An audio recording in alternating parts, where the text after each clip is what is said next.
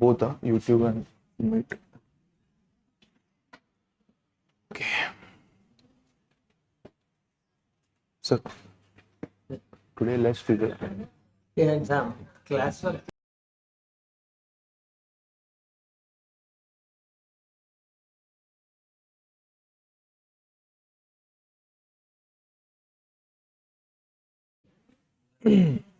No, completely understand, sir. Okay. Okay, thanks. Okay. So we'll just get started. And so, good morning, everyone. I hope you had a good weekend. And so today we'll talk about error correction, but this is just a very basic idea about it. A lot of advanced work is happening in quantum error correction, and I was thinking that I will cover the slides soon, and also sir, give some time for doubts and some basic questions if they have, or I will ask some basic questions so that at least we can revise some things, right? So I'll start. So we'll cover some introduction and necessity for quantum error correction. Like we all get the feeling that, okay, it is necessary to do quantum error correction today. And the reason is because we have quantum errors, we have decoherence, we lose our state very easily, it interacts with the environment. So we understand that, but we'll look at it in more detail. Then we'll look at some basic principles, some example QEC codes. So how do you do error correction? Then there will be one advanced QEC code as well, which is called the Shor's code. Then we'll look at what is this fault tolerant quantum computation. So two eras we kind of talked about, like NISQ era is noisy intermediate scale, which is currently today's quantum computers, but we aim for fault tolerant quantum computers. So for our algorithms like Shor and Grover's, they will be much better, or they will be more efficient when we are in this fault tolerant quantum computation. And there is something which is the threshold theorem and some future aspects of QEC. So yes, so as we know, quantum information interacts with the environment. It causes decoherence of the information, and it leads to errors in your quantum information. So a simple example could be to look like as this state wherein your information is 1, but error that could be creeped into your quantum state could be because of physical factors, hardware factors, or could be even because of your gate errors as well. So there was something which I had talked about, gate fidelity. So in the sense that some right now even applying a gate could cause an error, but with very less success, like very less failure rate, but high success rate. But okay, so if there is a state like 1, if there is something called bit flip that happened, so it will become 0, and if there is a phase flip, it could become -1. So the idea is we want this to not happen. We want to make sure that this information that we want 1 remains 1.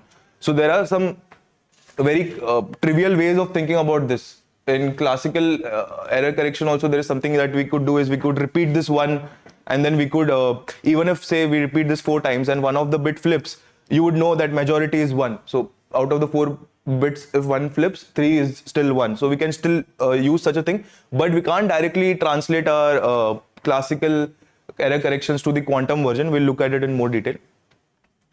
So yes, quantum error correction is very crucial, and it's the today's challenge that we are addressing, and it needs to be addressed in the now so that we can have efficient computing algorithms. And as well as when we are talking about quantum computer itself, it's a physical device. So physical device also needs to be error free, right? So that's why there is this whole broad area of quantum error correction that everybody is working on. And this mainly comes at all levels in the whole quantum computing and hardware aspects. So it's essential for reliable quantum communication and computation. And we discuss some example like quantum networks to transfer information at longer distance. So even in there, we know that errors come. That's why we use certain protocols which actually make sure that errors at least are reduced, if not completely eliminated. Okay, so this is the challenge for us, that there is coherence, like loss of coherence. So coherence means that it is fine, but loss of coherence means decoherence, which, for example, like this, and the state is gone.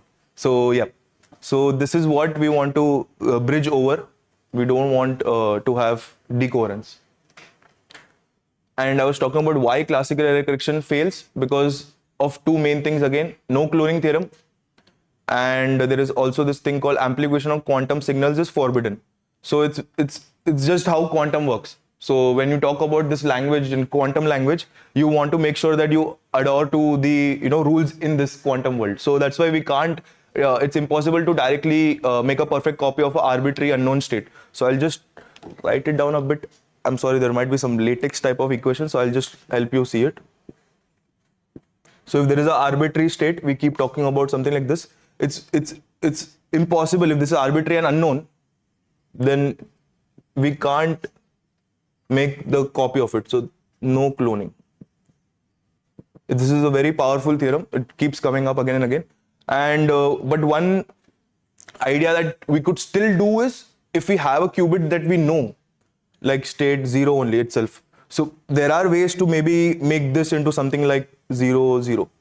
So you are doing some repetition here. We'll see how we do that. But this is different from the fact that if there's an unknown state, something like alpha plus beta, so you don't need the value of alpha and beta, then you can't directly make a copy of it, right? Yeah.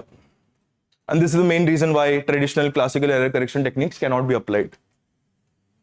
Again, a few points on this. It's because one more thing that quantum errors, as I was showing, bit flip, phase flip, but there could also be continuous rotation gates which could cause errors. So there is this, God bless, nature of errors could be continuous in the quantum case. That's the reason we again can't directly employ classical error correction. Then again, we realize that measurement is an important aspect in quantum computing. So if you want to identify an error, like this, let's just think like, if we are doing something, but we want to identify an error, there is some computation that you have, say a 2-qubit computation. Let's keep it simple. Hadamard plus, C naught. So God bless. So we look at this, there's qubit 0, qubit 1. But say I want to see if there is this, what's the state over here, like at this state, like say B. So the point here is that if I try to go and observe this, I'll have to measure here. But if I measure here, it will collapse the state. So this is one fundamental thing that we have to come across also. So we'll do something else over here. We'll call it some syndrome measurement. We'll look at it. So the idea is we can't directly keep measuring every point of your circuit. Like you can't measure after Hadamard and expect that, the state would not collapse. It will collapse. That's the principle, right? When you do measurement, the state will collapse into the, both of these will collapse into whatever result it gets. So, yep. So this is one. So yeah, it's kind of impossible to check errors by directly trying to, measure at each point. So let's just extend this also for now, just for the sake of example. So I'm just saying, like, if there is a complicated circuit, if there is a complicated circuit like this, you can't keep checking errors every time. If you literally do that, you will lose this. You will have to make the circuit again. So after measurement, things will collapse. So you'll have to literally repeat the circuit. But once you repeat, it's a stochastic process. You know that again there could be errors. So the point is there has to be something smart that we do here, and we can't directly just keep measuring at each point. Otherwise, what we do, like classically, if we had let's think about that also. So classically, if we had just a optical cable, and if we don't know if we know that A to B information is not going, example. God bless.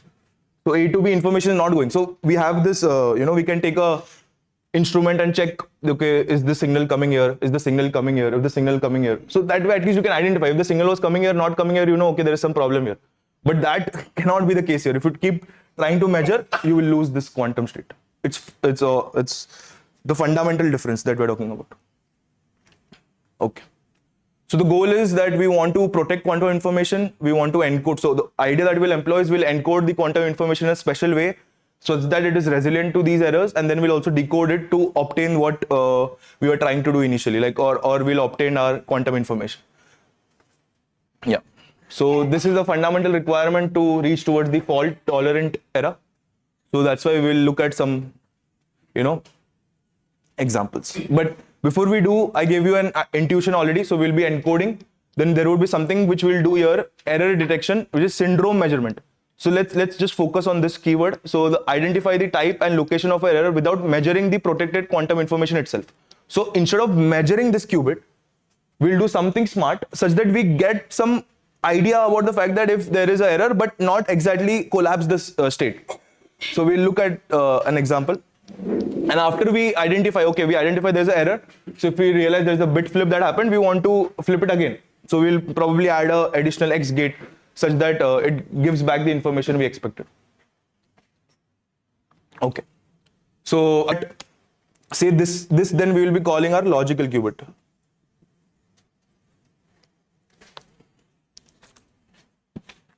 So the information that we are actually trying to protect here would be the logical one, and this would actually be your but to just protect one qubit you need 3 qubit, right? So this is where it's like already we have say 100 qubits on a hardware, but this 100 qubits, if you are using such a scheme like this, would probably only give us 33 logical qubits. So that's why error correction actually demands qubits for carrying out error correction. So the idea that's happening that already our resource of qubits is less, but then we have to also allocate some qubits for error correction. Okay, so let's just dive into some. Yeah, so this would be logical and physical qubits. Yeah. There was an example. Okay. So I'll just continue the discussion again. So the point is we are employing something called syndrome measurements. Syndrome measurements would try to, smartly take some information which would give us an idea if there is a, error that's creeped into our quantum system or not. And syndrome measurements typically collapse the error into a known type, but not the encoded quantum state itself. So if you look at an example, it will get more clear. Right. So let's just go ahead for now. Yeah. Once a error is detected, once you detect the error, you want to obviously rectify the error. So once you know the error, you will do the operation to rectify it. And the goal is to return the logical qubit without any, error. That's the goal here. So say example, you detected a, bit flip error. So as I was saying, X gate would flip the bit. So you know that it was expected to be 0. It became 1. You realize there was bit flip. So why not add another X gate after, at that point so that it flips your 1 back to 0. So the idea is this. That's a basic one. Okay. So let's look at something called 3-qubit bit flip code. It's a very simple example. So in this, what we'll do is we'll encode our logical 0 as this, and we'll encode a logical 1 as this, right? So in a superposition, this would look something like this, right? And now you would ask me, but how are you doing this? We'll see a circuit how we're doing this. Okay. Right. And now let's look at this syndrome measurement idea. This is something very interesting. Like, I just want to give core ideas so that maybe you can go back and also read upon more complicated error code that have been come up over the years and all. So we are talking about this one. Okay. So we are encoding something like a logical 0 as a physical 000, and over here what we are talking about is some measurement operators. So there is some measurement operators Z1, Z2, Z2, Z3. So let me just tell you what it's trying to say. So let's say, yeah, so these 2 qubits are being measured by Z1. Okay, and 1 second. No, my bad. Not 2 qubits. 1 qubit is measured by Z1, first one. Z2 measures the second qubit, and Z3 measures the third qubit. But the idea here, we are trying to look at the operator of 2 qubits at a time, to look at parity actually. So we'll look at say Z1, Z2, and then we'll also look at Z2, Z3. So the idea, I'll try to show an example. So for example, this was logical qubit, which was stored as a physical state like this. Let's say some error creeped in. You don't know what and where the error is, but I'm still showing you. You wouldn't know this, but I'm still showing you so that we see what we are trying to do here. So the idea here is, if you look at parity between 1 and 0, let's say it's odd. So let's give odd as say +1. And you look at say parity between this and this, so there was no change in parity. So let's say when it's odd, you say +1. When it's even, you say -1. Okay. So you look at parity between this and it's -1. So the idea is, if you now look at all cases, let's just write what are the all the possible cases. So it could happen that 1 0 0 could also become 0 0 1, or could also become 1 1 0 1 1, right? There could also become 1 1 1. So the idea is, for each of these, when you note down this parity, just so what we're doing here is we are not actually going and measuring. We are not going and measuring. We are just checking parity. We are looking at the operator like Z1, Z2 measurement and Z2, Z3 measurement. So maybe my notion of plus and minus would be different here, +1, -1, but let's just look at what it's trying to say. So if it's just +1, +1, no errors are there. If it's -1, +1, there was error on the first qubit. So the idea here is that you can identify which qubit had the error, first qubit, third qubit, second qubit, by just checking the parity actually using these operators, Z1, Z2, Z2, Z3. So this is to detect bit flip errors. That's the reason I showed 0 turning into 1. Right? There would be more possibility, but okay. Right. Yeah. So with this, by measuring the possible outcomes for these operators, we would identify which qubit suffered a bit flip. And once you identify that, you flip that bit. And you correct it in the sense, right? Let me show you the circuit. Okay.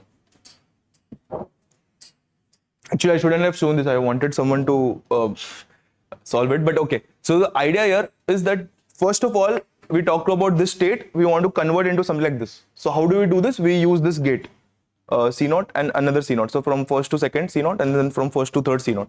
So are you guys comfortable now to walk through a circuit as small as this?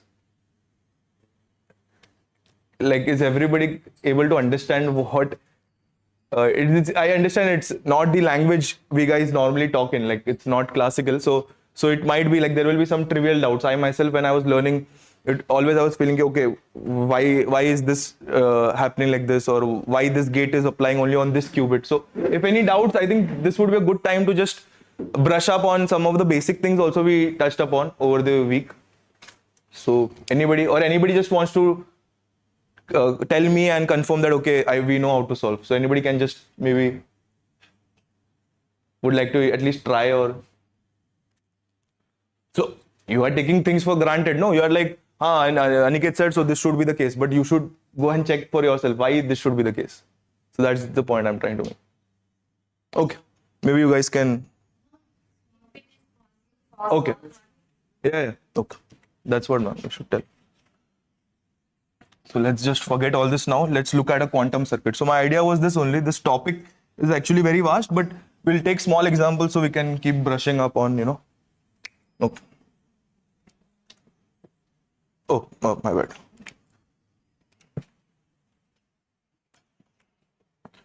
So alpha 0 plus beta 1 is the first qubit, right? Then there is the C0, right? Then there is the C0.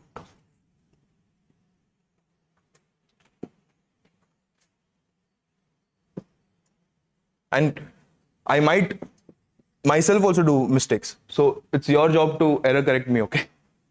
But yeah, so what is the C0 gate? Let's start thinking like basics only. So this is our first qubit. So just this input state, can anyone just write what this input state would look like before applying anything, or at least help me write? Okay, I will do it. Anybody? Okay, so the idea here is this would be your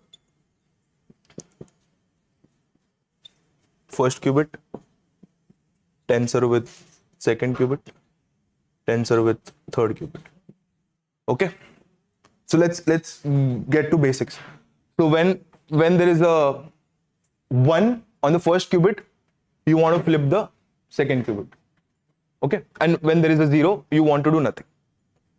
So that is what we will do.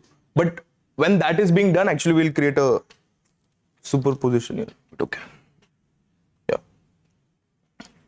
So let's look at the case when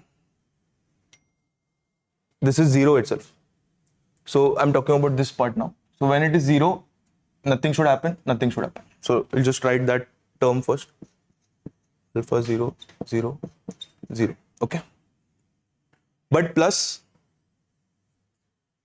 yeah, plus now beta 1. So when there is 1, you want to flip this. So this will become 1, right? And this would be unchanged. Okay.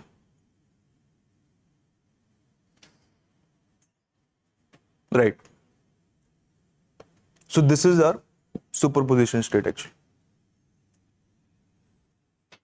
So this is alpha 0 plus beta 1 tensor 0 0. So this you put it in. So it is alpha 0 0. Why you're putting it in for 0? Only because there is nothing that will be done by the control knot. And beta 1 1, you will when it's 1, you flip the second one and keep the next one same. Okay, that's it. Now let's look at this last one. Sorry. Okay, so now what we're saying is when there is 1 on the first qubit, you flip the third qubit. So now can we see that what's actually going to happen? Again, this is 0, so this will remain like that. And for my sake of laziness, I'm not writing again. All I'm saying is this state will be same, and beta 1 1 1, we are flipping this when this is 1, so this will become 1. Perfect, right?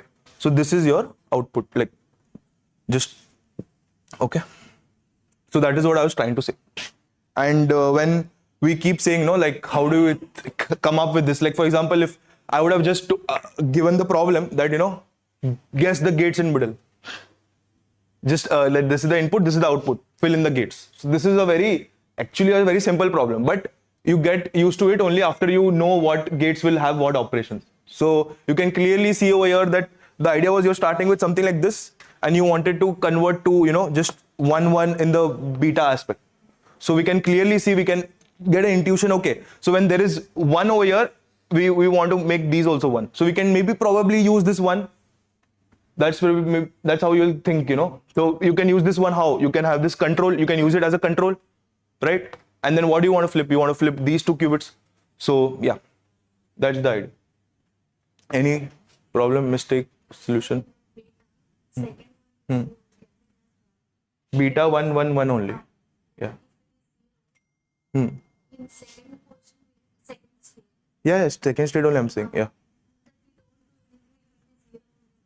Yeah, so but it will remain, no? This yeah, so beta had 1. So that we're not okay. Look at this gate. The control is on beta, this aspect, first qubit, and it is nothing doing on the second one. Nothing is happening. Like previously already turned to 1. Okay, good question. So here it was, I showed you. Then I showed you what it will be in middle. So once this is already converted to beta 1 1, let's good question. I'll just write it clearly. So when you already converted, okay. So this is your state at the middle, okay. And now this state will remain same, alpha 0 0 0, and what will happen to the beta 1 1? This will also remain same because you are doing nothing on the second qubit actually. And then because this first qubit is 1, you will flip this qubit 1. Alpha 0 0 plus beta 1 1. Yeah. And even today, anybody working, big profs or small students or faculty, everyone has to keep working through the math. We all know this fundamental thing that we have to keep working through the math, and we have to verify our suggestions or algorithms, or even why to take anything for granted. I mean, you should feel that, oh, why is he saying this? It doesn't, like, as you were thinking, right, like it seems wrong, right? So that question should be there, that why it seems wrong or why it seems right. So you at least go out and try for yourself. Please, yes. Suppose in the last case, instead of 0k, 1k is there. Which case, sir? In the last one. Yeah. Third one. Third. Oh, okay. Confused with left, right. This one. Okay. Is there then in the place of beta 110? You can tell me, sir, please. That's what I'm guessing. Please guess, no? Beta 110. Okay, let me also Because think. you are saying that 1 Yes. is there, the second line it is 0, it is flipping Yes. 1. Yes. The third line it is the 1k, it is there. So again, it is going to Yes, sir. Yes. Very right. So, yes. So, if this was 1, it would become beta 110. Correct. 1 second, sir. Yeah. alpha 0 that is remain same. No. Alpha 0 0 1. Exactly. 001. Thank you for, yes. attention, and thank you for that questions. It's a good way to at least see, making small changes, you should be able to see what the state would change. So great. Yes, please. Converting only one bit. Yeah, so this is for the specific encoding scheme. I'm saying that this is our quantum information, 1 bit quantum information. To make sure that this logical information is not lost, I'm saying that I need it of this form. So to make this of this form, I have shown a circuit. Right? Yeah. Why are we only converting the one, flipping the one, not zero? I didn't get When it. beta gate 1 is there, we are trying to flip, right? Hmm. In beta gate 0 is there, why we are not flipping? When beta gate 1 is there, why we are flipping? Perfect. Okay. Thank you. Thank you. So this is because of the control, right? The meaning of control is that when there is 1, you flip. So this is control. This is like, I'm asking sir, should I flip myself? Sir will be like, no, I don't want you to flip. So that time sir will be like, I am 0. Like he's telling me that control is 0. So I won't flip myself. But when it's 1, so this is superposition. These two are together, but you have to look at each of the operation, like alpha 0, 0, how we were looking, and then beta 0. So, but look at it in one go only. But yes, then I'll ask sir again. He'll be like, sir, what is the control? So he'll be like, no, I want you to flip. So he'll say 1. 1 is the control. So I'll flip myself. So the point is, sir is a different qubit. I am a different qubit. This is not happening on the same one. That is what, this is a 2 qubit operation. And in this, clearly we can see there is no, not signal or control signal. So this is nothing but wires crossing but doing nothing. Okay. So that's why the second qubit is, yeah. So second qubit is only being flipped by the first C0 and third qubit is being flipped by the last C0. Okay. Good for the discussions and thanks. So initially when we started the FDP, we actually thought there was a day 1 of basics, but we should have also taken care that, just 1 day of basics won't help anyone. It took us months to even do this. So it's completely understandable and it's good that you asked doubts, okay? Yeah. And after a point, basics in computing aspect, at least it's just about gates, manipulation and looking through, say, a circuit, how it will change, like how your state would change. Okay. So let's just go back to what we are trying to say here. But before I do, I'll just show you how the whole circuit would look like. Okay. So the idea here is we first just do the encoding. So what we discussed here is just the encoding. Okay. Then this is just to pictorially show that there might be some errors that might creep in. So this is just a matrix, black box, oracle, just to show that there will be some errors. So why it's coming, what it's coming, nothing that we are commenting on. But only thing is that, okay, expected state was what? Alpha 0, 0 plus beta 1, 1. But we are saying that this state could have itself, so this is maths. This is what we expect 100%. But let's say our physical hardware was such that this alpha 0, 0 became alpha 0, 0 plus beta 1, 0, 1. So that's what I'm trying to say, that forget all that. Now, assuming in your hardware some error crept in, so your state changes, right? So that just show that we have shown a matrix type or oracle black box type thing here. Just to say that there is some error coming. Now we have to detect these errors. So to detect these errors, we're actually needing more qubits. Again, I will not see the whole circuit or show the whole circuit. I'm just giving you an intuition of what we are trying to do, and you get the overview of the idea here. So idea is you do encoding, then you do detecting and correcting of errors, then you do error correction, then you decode. So detecting means to detect you are doing some operations. Actually, these operations are nothing but the Z1, Z2 I was talking about. So these operators actually will see the parity. So you are talking about, say, we are talking about +1, -1. Oh yeah, this +1, -1. So these results, so these results will be identified by how they will be identified this detecting and correcting. And where will it be stored? In additional 2 qubits. So technically to do 1 qubit, we use a 3-bit whatever encoding, but we also need more 2 qubits to detect those things. And why we need? Because we don't want to disturb our own qubit itself. So if we keep measuring there, we will lose our information, right? So we need additional qubits to detect. Once you detect these, you realize I'm not disturbing the main equation over there, but I'm detecting, doing my measurements on other qubits, and according to the measurements, applying correction operators actually. So this is the error correction part. And after you error correct, you have to decode back.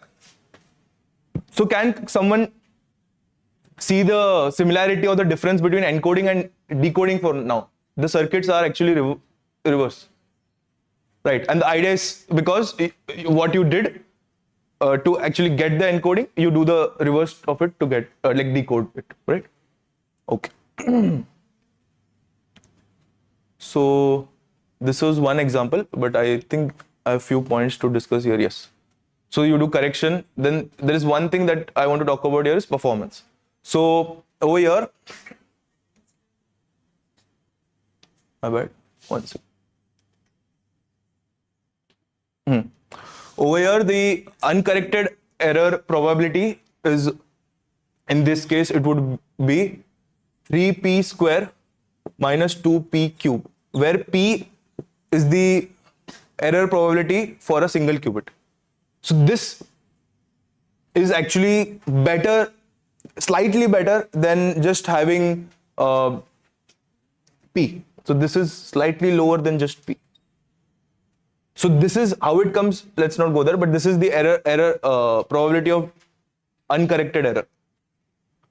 And we want to get a better estimate. Like if this is the error probability, you want to get lower to it. You want lesser error probability. Okay. So that's why we can say, okay, this scheme has some usefulness. So now let's look at 3-qubit phase flip.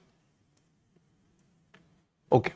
So now I think people can at least tell me, okay, so in this case, what we'll do is logical 0, we are encoding instead of 0, 0, 0, we are encoding as plus, plus, plus, and logical 1, we are encoding as minus, minus, minus. So can someone tell me what would be the circuit to just encode or make this information, like prepare this information? So you remember we did that C0, it got to alpha. So the idea here is, again, it would, okay.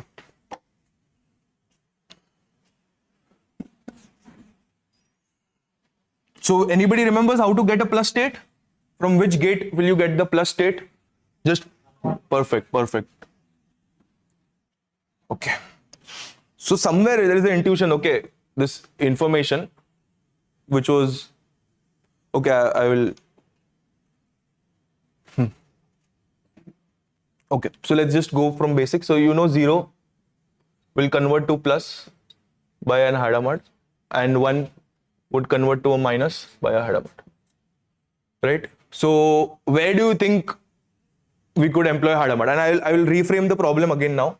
So the idea here is that the input is this, but the output would be alpha plus plus plus plus beta minus minus minus.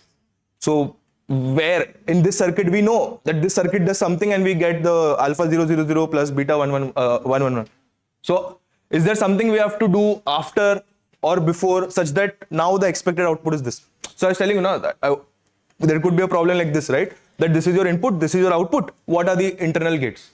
I mean, it's difficult if it's a subjective one, but if it's a objective one, you can easily check your options and see which one would give you the result. So that's one way to do it, just smartly look around the options. But for now, let's just assume it's a subjective one. So tell me, help me, like where do you think we'll have the changes, or which part of the circuit will have to do something to get from 0 0 0 to plus plus plus and 1 1 1 to minus minus minus. Okay, here, but second position means here, here, okay. Okay. C0 and Hadamard would be third. No. Please tell me. We'll see if it's right or not. Please. C0 means I don't have. Hadamard, is this what you said first? Okay. Now here you're saying, or here you're saying? Oh, third position. Over here? Okay. So great that you said that. So I'd like to just tell you one thing. Ma'am was saying that we want Hadamard after the C0, but technically this Hadamard you apply anywhere, it's okay, because you're doing nothing on this third qubit yet. Okay, so the C0 are only between the first and second qubit. So this Hadamard, even if I write here, technically it's being applied. Okay, but okay, I wrote one Hadamard here. Okay, and what about the? Do you think this one will also need some Hadamards?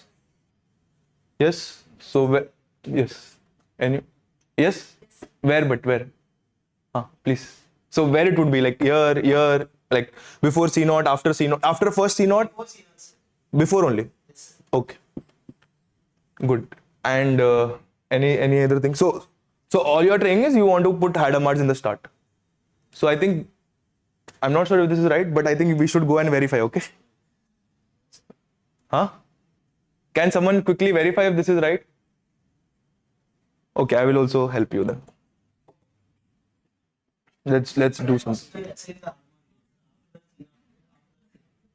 Yeah, so I understand what you're saying. So the thing that we are actually saying is that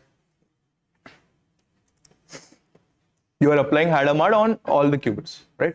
So what would happen is this 0 will become plus. That's what you're saying. This will become alpha plus beta minus, and this would become minus. One second. So this Hadamard I'm just writing at the start only. Okay. So this would become minus? No. Why minus? This would be 0, no? This would be plus. Okay. 0, it will only be plus only. If it was 1, it would have been minus. So this is the input itself. Okay. So now is the tricky part.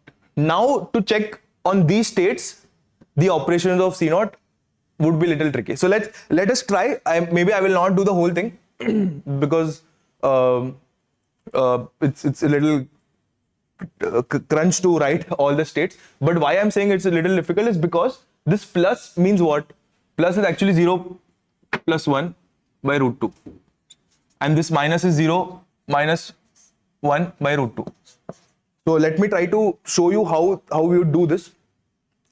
So to look at the operation of C0, we know we have to check 0 and 1. So technically we have to open up this plus and minus. Okay.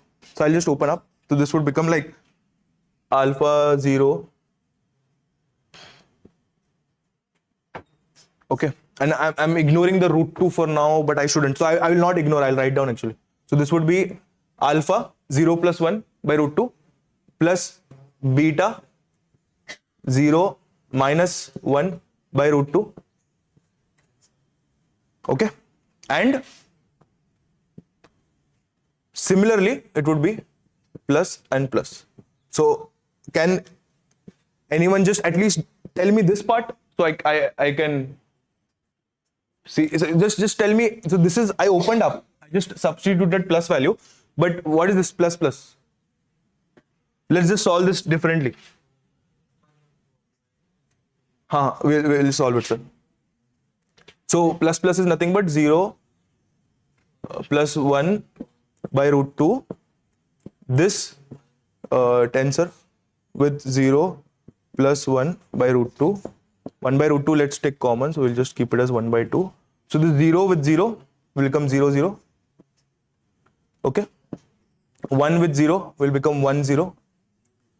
Plus 1 with, 0 with 0, 0 with 1 I forgot. So let's do that way. 0, 1. Okay. 0, 0, 0, 1. Then 1, 0 plus 1, 1. Okay.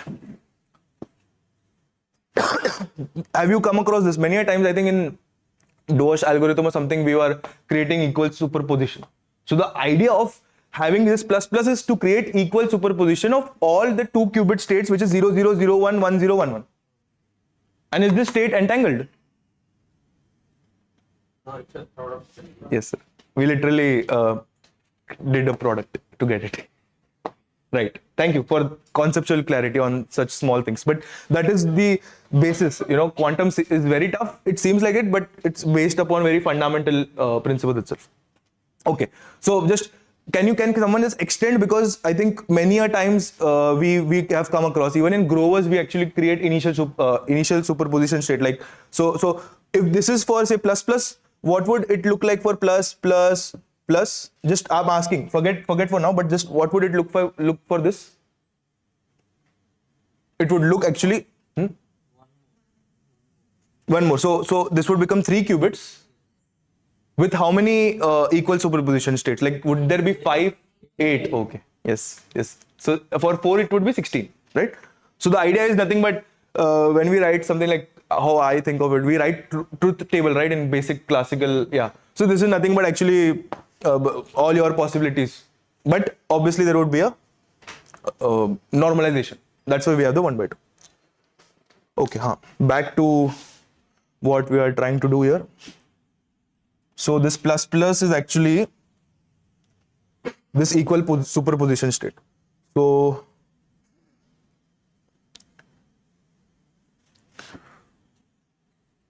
okay, so let me do one thing now. Let me just try to show you how you would do the operation instead of like writing the whole step. So the idea here is your control is only on the first qubit.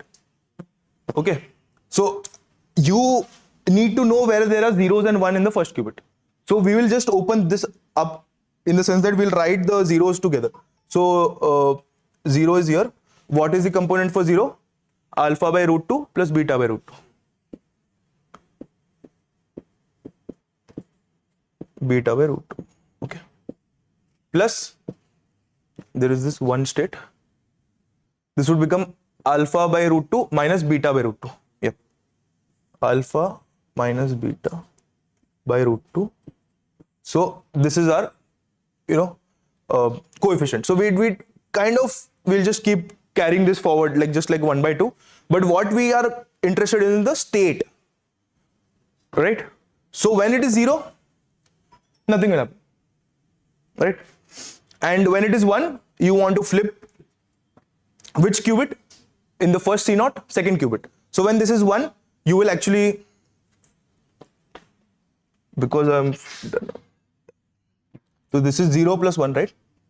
So when this is 1, so this, what will happen is this is doing nothing. So this will directly have this tensor. Okay, this would be a first term in the after the first C0. I'm trying to write the state. So the first term would be this tensor. This second term would be what? This with the action of the C0 on the second qubit. So when there is 1, you want to flip the second qubit. So this 0 0. Which is the second qubit? Which is the second qubit in this actually? I mean, this one, A or B? No, B is the third one actually, because we are writing only these two. Like this is my first qubit, this was my second and third qubit. So just because I'm being lazy again, so I want to make sure you see how I'm just doing it. So when there is 1, you're flipping this one, A. So this will flip 1 0. Yeah. Just writing the states again, coefficient let's ignore. And what would be 1 0 1? Okay. Then 0 0. Then is this and this same? Actually, sir, it's same. It's same. Position is correct. Position change, sir. Position change, but this is a sum, no? So this actually is same only, equivalent only, right? So what we saw is we are changing the states, but because it's equal superposition, after that we are verifying that okay, this is same. So what I'm trying is that okay, this is same as before one. But let's now again see the action for this C0. Okay, same thing we'll do. The 0 1 will have this equal superposition state, and this 1, what will this 1 do? This 1 will flip the B wala. So I'm writing it above. So 0 1 plus, yes please, 0 0. Okay. Anybody please? Third term. Wait. 1 1. Okay. Anybody from here, sir?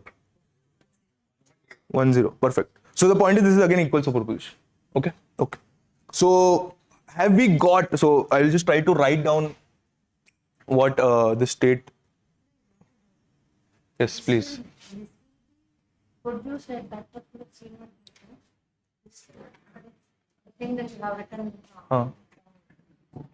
given to the C0?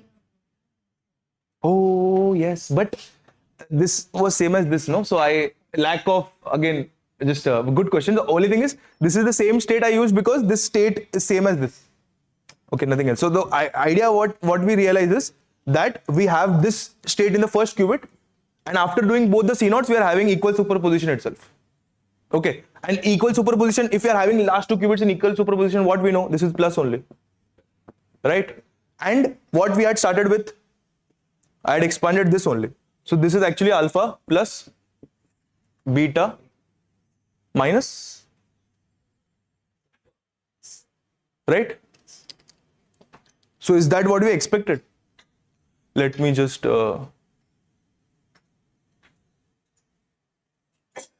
okay. Now let's look at what I am saying based on the circuit. So that is a circuit. I'm just verifying this one. So good that we have two different circuits here. So we can see if it is wrong, right, whatever. But one more thing now.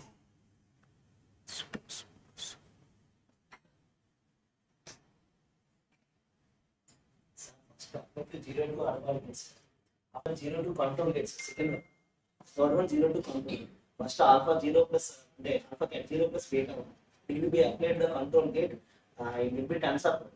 Tensor product alpha 0 plus beta. Alpha 0 0 plus beta 1 1. After the control gate apply this alpha 0 0 plus beta 1 1.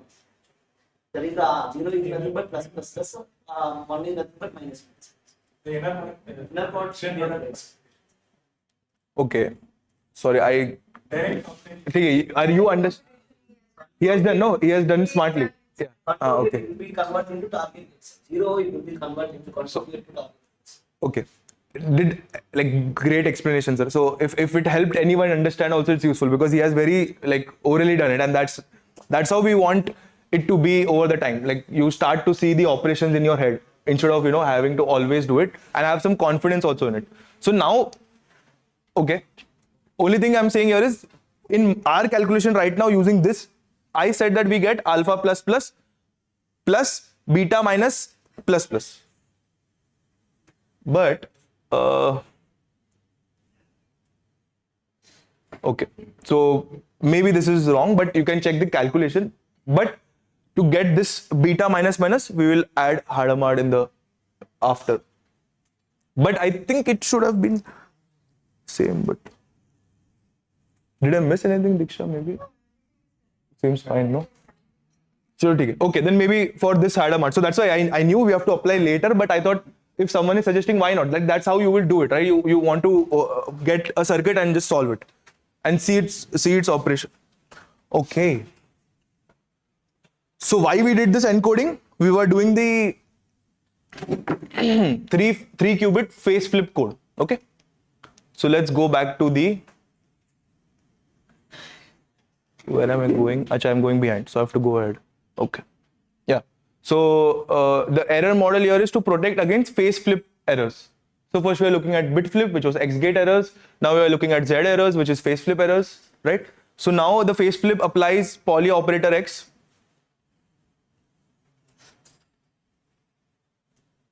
Yes. Too late, huh?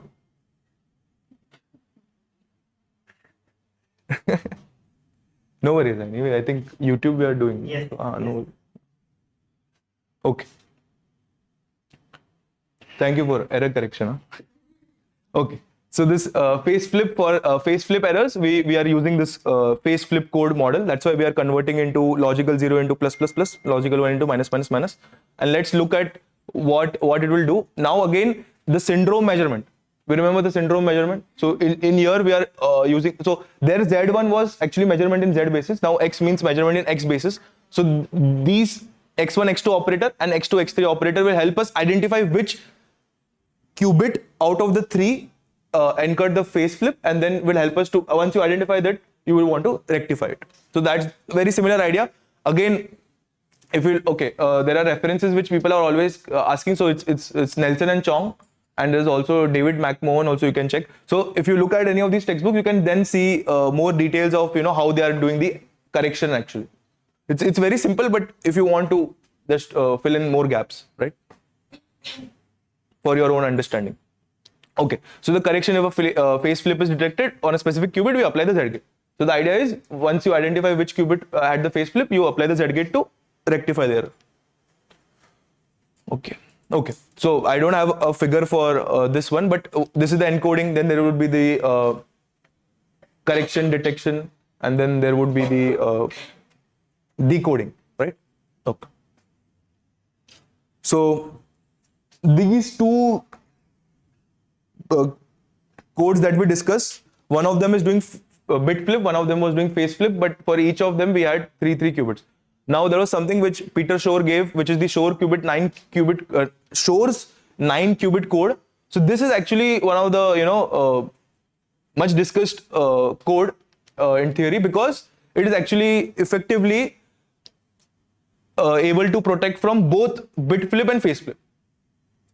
So the idea now is that, okay, you just won't have one error, right? There would be more errors. So when you have, like in quantum, there are continuous spectrum of errors possible, because there can be errors in the rotation gates itself. So now that I just said it, I'll ask this. Do you guys know the rotation gates? R, Y, Rx? Okay. So, or R theta also we have, no? Like theta gates. Okay. We'll see that. Phase gates, yeah. Rotation gates, phase gates. So look at that as well. So those offer continuous parameter value of theta, because of which there could be continuous errors as well. Okay. So Shore gave this for correcting both bit flip and face flip. So here, how would we do this? So I think we can get the intuition that it might be very similar to what we already did for the each case, bit flip and face flip, but now together. A single qubit error can be decomposed into a linear combination of this I, X, Y, Z. So the point is, once there is any type of error, it is actually a combination of these gates. That's why we call these the bases, like bases, or you call it the main gates that around which we can actually create the whole space of our state. So the point is, if we are able to identify this bit flip, face bit flip, face flip, and Y is actually bit and face flip. So what I'm trying to say is, any error could be broken down into these X, Y, Z gates, but this X gate is bit flip, Z gate is face flip, and Y is both bit and face. So ultimately, if you know how to rectify bit flip and face flip, all your errors, once broken down into combination of these gates, you can rectify. That's the main idea. Like not even idea, that's the main motivation actually, that why you want to only do bit and face flip. There are more errors, I'm keep talking about it, but why you want to do that? Any error that we have could be decomposed into a combination of these X, Y, Z, and obviously identity. So okay, so the bit flip part of the Shore's code corrects the X gate, the face flip part corrects the Z gate. Since Y errors are equivalent to IXZ, yeah, a combination of X and Z, they are also corrected. So again, Y is equivalent to IXZ. Can people verify this, like for yourself on your own? Like, do you know the Y gate? Do you know the X gate, Z gates? Yeah, I'll do that.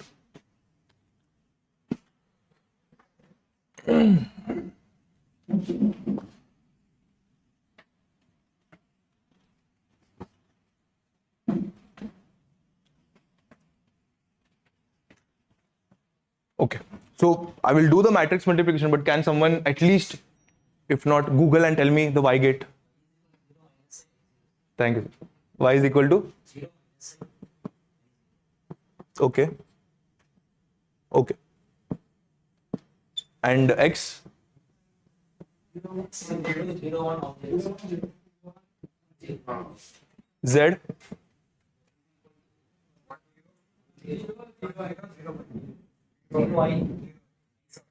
I? I is only in white waves. Okay? That is space. Yeah. So, as she said, you can remember that way, that, okay, wait. Oh, it's this only. Okay, okay. So that's why we want to prove Y equals to IXZ. So we kind of with the intuition why this I would come up, because there is no I in X and Z, and there is expected I in Y. So we can take any side. Let's take the RHS and just do it.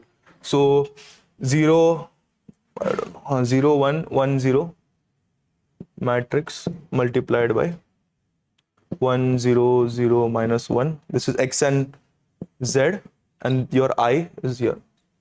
So 0. Wait. No. I'm just making sure it's clear. No. Yeah, but please help me also. Yeah, please. First is 0. Perfect. So it would be 0. And I am keeping outside still. Okay. 0 minus 1. Okay, let's do one thing. When it's 0, we'll make it 0, and when it's 1 or -1, I'll just put the I inside. So this would be -I. Okay, 1, 1. So 1 and I, so I. 0. Okay. Okay. So this is right. This is Y. Okay. Very simple, but this is how it will be like. Many times, there will be very simple things. Which of the following is correct? So they will give this combination of, Y equals to XZ, Y equals to ZX, Y equals to, IXZ, and none of the above. If you're very smart, like people who remember the matrices can easily say that, there has to be some I. These two can't really even give you I because they are without any coefficient of I. Okay. So because I put it there, I don't want things to just, now is the last day, so I don't want things to just go taken for granted. So that's why I'm trying to, okay. So since Y is equivalent to this, eventually any Y component could be written as this. So now that I've written this, I will just tell you a little more what I was talking about errors. What I'm trying to say is, say you have an arbitrary error. Okay, E. So this E is actually could be written as a linear combination. Let's say A identity, B X plus C Y plus DZ. Linear combination. Maths, simple. But now this Y also I know, so this would become A I plus this Y I know is I XZ. So I could write this as a B X plus I C X Z plus DZ. So ultimately what we are seeing is that if we know how to correct bit flip, if we know how to correct phase flip, we are good to correct any error E. Okay. Sorry. Yeah. And correcting discrete set of errors. So discretization of errors, it's very similar to what I'm trying to say here, but we'll look at it in more detail. Okay. Sir, 1 second. Like just so this circuit, I remember when I started studying quantum information computing. So my first exam, subjective exam, I was trying to solve this circuit only. So it was given in a very tricky way. So the point is, it takes a time, but eventually one has to, get used to complicated circuit calculations. And there are more, as you keep doing it, you will find easier methods which you yourself would, be like, okay, I know this 3 Hadamard would put into equal superposition. So let me just write it in shorthand plus. And also remember that we are only talking about 9 qubits here. But tomorrow we are saying that we want to do fault tolerant computing, we want to do 1 million qubits. Then how will you do maths? For that, we'll probably have better tools and software coming up to, help us with this calculation. But for now, there is MATLAB which helps actually. In MATLAB, you can put your matrices and check, but that's little tedious because you have to define all your operations. Like C0 operation also you have to define your Hadamard, everything. So I had done that as an exercise too for myself long back. But yes, it can be done. And now over the time there would be more better techniques coming up. So maybe I'm also not aware. You can check up if there are better techniques. Is that the cloud bursting? Yeah. Perfect. Okay. Yeah, it should rain, no? Last day we have to. Yeah. Okay, so quantum circuit for encoding and decoding. So this is actually the encoding part. Then there is the error part. Then there is some decoding part, which I think would be this because it's as I was saying, it has to be symmetric. Is it? No. This is actually not the encoding and decoding. Encoding ends here before the errors. Okay. I'm just trying to see. So I think this whole part is only decoding. But how do you do the error correction? I think there is another extension of this circuit, which maybe you will be able to see in a reference book. So there you will see how they are identifying the errors. But the core idea is very similar to what we worked out for bit flip, phase flip. Because I showed you, right? We just want to do bit flip, phase flip eventually. So, but to do it all at once, there is something which Shor had given up, and that's why he needed 9 qubits. So there's this Shor's 9 qubit code. Okay. But what was the significance of this? it proved that reliable quantum computation is possible. Fundamentally, they suggested, okay, we can do error corrections for all types of errors.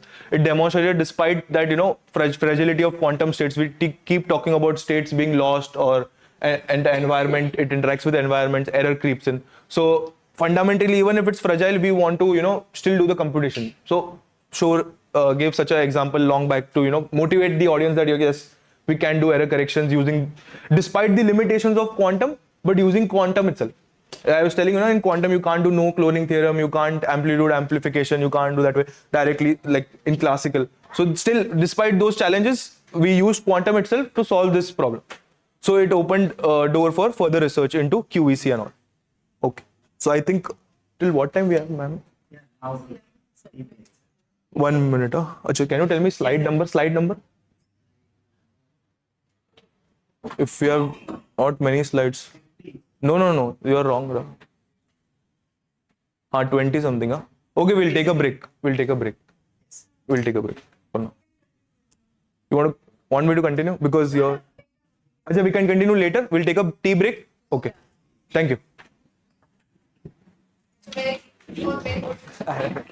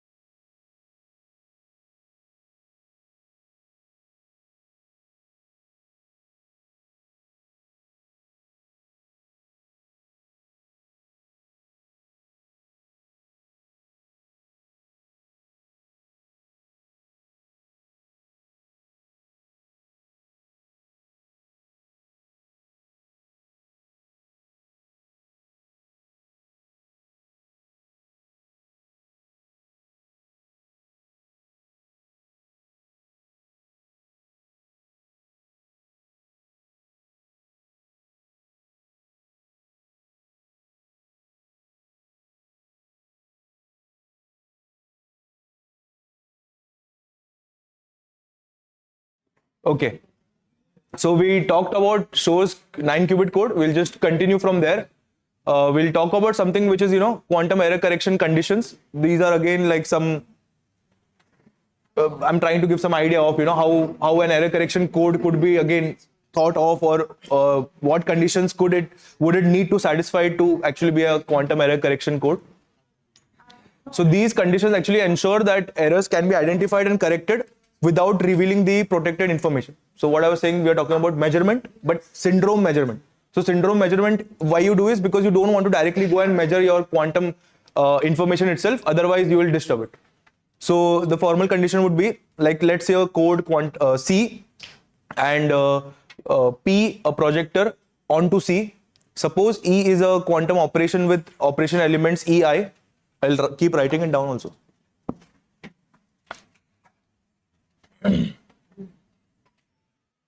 Okay. So let's say there is this quantum code C. Then there is P, a projector onto C. Okay. There is P, which is a projector onto C. And suppose E are the quantum operations. So this is with operation elements EI. So E is the set, EI is the elements, and necessary and sufficient condition for error correction is P EI dagger. E J. So EI dagger EJ.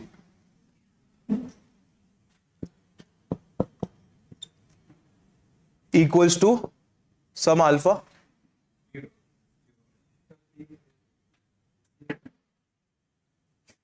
Yes. Thank you. Okay. P EIJ EJP, yeah, equals to alpha IJ P. So for some Hermitian matrix alpha, yeah, this is some matrix. This is your set. These are your elements EI, the quantum operation elements, right? And if I equals to J, this implies that errors leave the code space invariant. Just condition when that happens. And if I is not equal to J, then this would equal to P IJ dagger EJP equals to 0, implying that distant error map the code space to orthogonal subspace. So this is very similar to saying that when it is equal, you want the space to be invariant, but when it's not equal, you want this to become 0. Yeah. And why you want this to become 0? Because that would imply that your errors map into a code space orthogonal to your subspace. So this is some very abstract but useful condition. Okay. Next, we'll look at this discretization of errors. So one of the most counterintuitive and powerful aspects is that continuous errors are there. So you have to deal with that. A continuous error is not even like it can be on any qubit. So even one single qubit can have an error, or all your qubits could have errors. So this could be a little complicated. That's the reason we are trying to devise some indigenous error correction techniques. And all other possible errors are automatically corrected by this procedure. So if we are able to handle this, we can handle all possible errors. So how we are doing this is, this errors will be we'll take a discrete subset of these errors. So we'll correct a discrete subset of these errors, and that would help us, get an approximation, or at least make sure that we are handling continuous errors. So, okay. And this discretization is central to the quantum error correction, the why quantum error correction works. And is, but it's little contrast from what classically we do. So there is no such discretization possible classically. And this discretization actually simplifies the daunting task of quantum error management. So we know we are talking about alpha plus alpha 0 plus beta 0. Alpha can be anything. Each qubit can be any state on the Bloch sphere. So there is, technically we are talking about infinite possibility for just for one qubit. So when you talk about just one qubit having infinite possibility, means error also can have actually infinite errors can be there if you just try to, if it's a continuous space, so there is infinite possibility. So instead of dealing with continuous space, you will discretize it into some subset. But if you talk about the task itself, you're like, oh, there are infinite errors, how do you handle it? Then that sounds very daunting, right? So that's why we take this idea of discretizing errors. Okay. Sorry about that. So okay, so then next, what's the idea? Like, we are doing quantum error correction, we understood bit flip, phase flip. So the idea is eventually our hardware also will have less errors, like fault will be completely fault tolerant. So currently whatever we discuss is computing aspect, like quantum information aspect, you know, we talked about error correction. But let's assume that hardware aspects also, like today we have whatever superconducting qubits, they also have errors.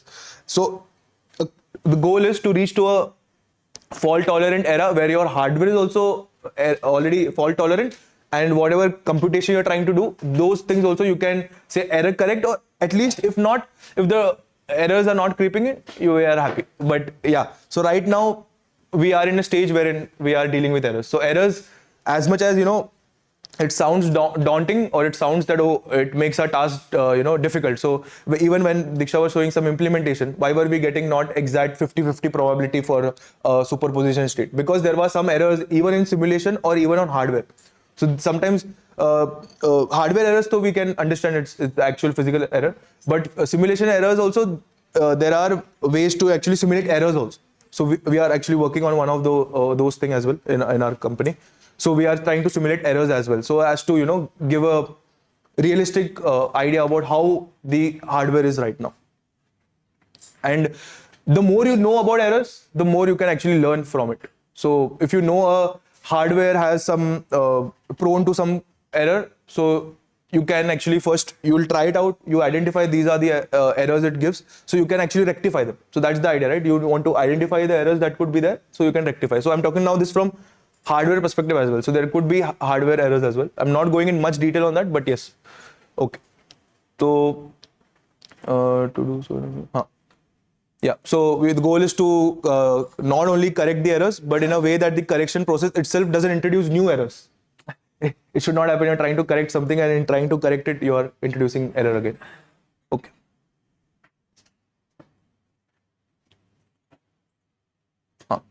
Next. Yeah. So the concept of fault tolerant.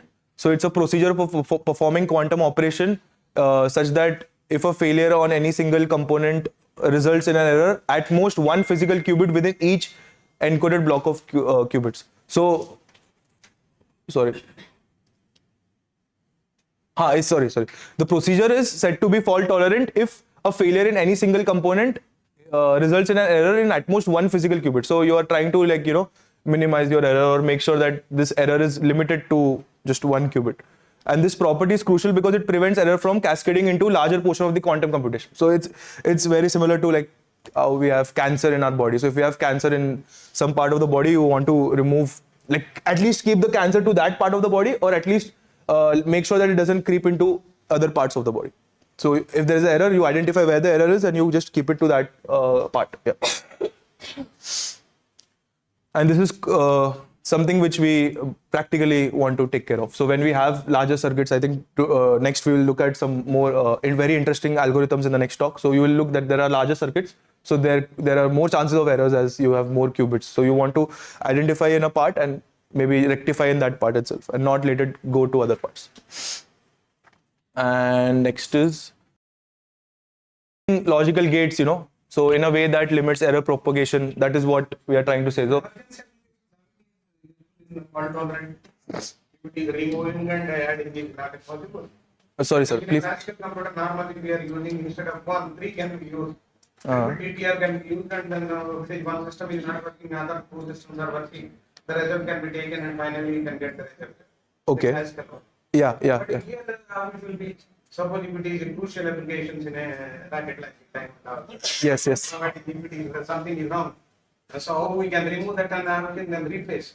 Okay. The time may not be perfect. Right. So, okay. So what I understand you're saying is that how in quantum can you make sure that fault tolerance, yeah. So that's the reason, sir. Today we are in TRL level 2, 3, 4 in different applications of quantum. So technology readiness level, and we aim to, like, as an industry or as the quantum industry I'm commenting now. So aim right now is to reach, as you said, to TRL level 9, a place wherein you use your quantum in battlefield or real life applications, and yes, and be resilient. Like, there has to be resilient. You can't afford, like, I'm telling sir is my commander, I'm telling sir to do something, but if there is error, sir will get wrong information. So we don't want that to happen. You're right. So we are all working towards it, sir. So the idea is, right now, I can't say that how do you do it, because these are some open questions. Like, we are all trying to, first take, say, proof of concept. Maybe just like how we are talking about quantum communication. So maybe we'll take the example of me wanting to communicate, say, A to B. So we are first working, okay, how is it working on, say, 100 kilometers, then maybe for 1,000 kilometers. And this is just the proof of concept point of view. But there is another aspect that, your hardware itself should become fault tolerant. So that's what I was trying to say, that there is information aspect which we all, really like. We are all computer science people mostly, I'm assuming. So information aspect, we are talking about, correcting the errors on the information aspect. But this information resides where? Actually, it resides on your hardware. So any equipment I'm making would have some quantum hardware, like, say, a quantum processing unit, or as we famously also say, quantum computer. So this hardware itself has to be error free first. So we are moving towards it. So when companies release their quantum computers, they have metrics to check or comment, or how much error is there, or how much error free they are, or how much fault tolerant. I should not say fault tolerant, but how much it can rectify errors also, like, so in some sense. And ideal cases that this should be 100% working. Like, our transistors are working with 100% accuracy. That's why we are able to communicate. Otherwise, I would write a letter to you, hello, but it would come out to be something else. So that's what I'm trying to say, that we need the hardware also to be fault tolerant, and above that, your then information can maybe not have errors. Maybe why I'm saying is because, again, in your information aspects, when you talk about application of gates. So when I'm taking X gate, actually, we are writing it on pen and paper, but if you talk to Devendra and other people working in lab, they need to do a physical operation to do the X gate. So they need to actually maybe introduce a polarizer, or there are other components. They are much better at that. So the point is, this is abstraction, this is real hardware, but real hardware itself has error. And because this has errors, and we are in a phase wherein we are talking about noisy intermediate scale. I think next part would be on quantum machine learning and all. So there you will see how people have come up with some smart algorithms. Even though there are errors, we can still get the job done, like that. So the idea is that, you said some example, right? If there is 3, one of them stopped working, so at least 2 are working. Classical computer mostly Yeah. use PDR. Okay, yes. So that's what, there are no like very specific procedure yet, but the procedures differ from the quantum technology aspect we're talking. So quantum technology has hardware aspect, there is communication, there is the information. So all of these aspects have their own error correction thing. So everybody is trying to make sure that my part should be error free, so that the whole system is then error free. Okay, that's how we'll. Maybe I can say we are working towards that way. Okay. So implementing these gates in a way that limits error propagation. So as I was saying, this X gate is abstraction. To implement it physically also, you don't want like it to propagate more errors into the system. So this is the central idea. Fault tolerance means you want, there has to be no tolerance for errors, right? And traversal of gates, operations that act independently or correspondingly to physical qubits in a different code blocks. So again, this is something, what you do is there are code blocks. So there are circuits, you try to break it down into some code blocks and see if that is at least error free, And for example, an encoded C0 gate where each physical C0 acts between corresponding qubits of 2 encoded blocks is transferable. So what I was saying is that, when someone was saying about this 3 qubits and this was, C0. So C0 is actually acting on these 2 qubits. So this part is actually not being affected. And say I identified, okay, this C0 is the one has errors. So I know for once that, okay, this has errors, but only these 2 qubits are affected. And this is not affected because it's not acting on it like that. It's just very simple idea that I'm putting just to tell you, okay, if you have a complex system, over the time there will be a lot of R&D happening. So you might work on some complicated applications. So how you could, maybe think about it. Yeah. So this design inherently limits error propagation. So you're not trying to, so this error is here in these two, first and third qubit, but it's not propagating to other aspects of your, algorithm or qubits. So right. Let's just, I'll just quickly close now. Actually, I think Diksha also will need time. So key elements are that, it has to be, you have to fault tolerant state preparation. So everything has to be fault tolerant basically. So let's not repeat that idea again. And okay, let me just go directly to this interesting part, which is the last part, threshold theorem. So again, when we are talking about physical hardware, so there is this something that we call the threshold theorem, in which you're trying to see the feasibility of large scale quantum computing. So you're trying to be like, okay, fault tolerant is a place where we want to reach, but if you're going to reach there has to be a condition that you meet, right? That you say, okay, this is where we can say we are fault tolerant now. So that condition is when this threshold, okay, I'll give you a number. I think there is one second. Where was a number? So the estimate is that this threshold value is typically in the range of 10 to the power minus 5 to 10 to the power minus 6 for practical implementation. So if we reach this, then we are good, but we are still in the process.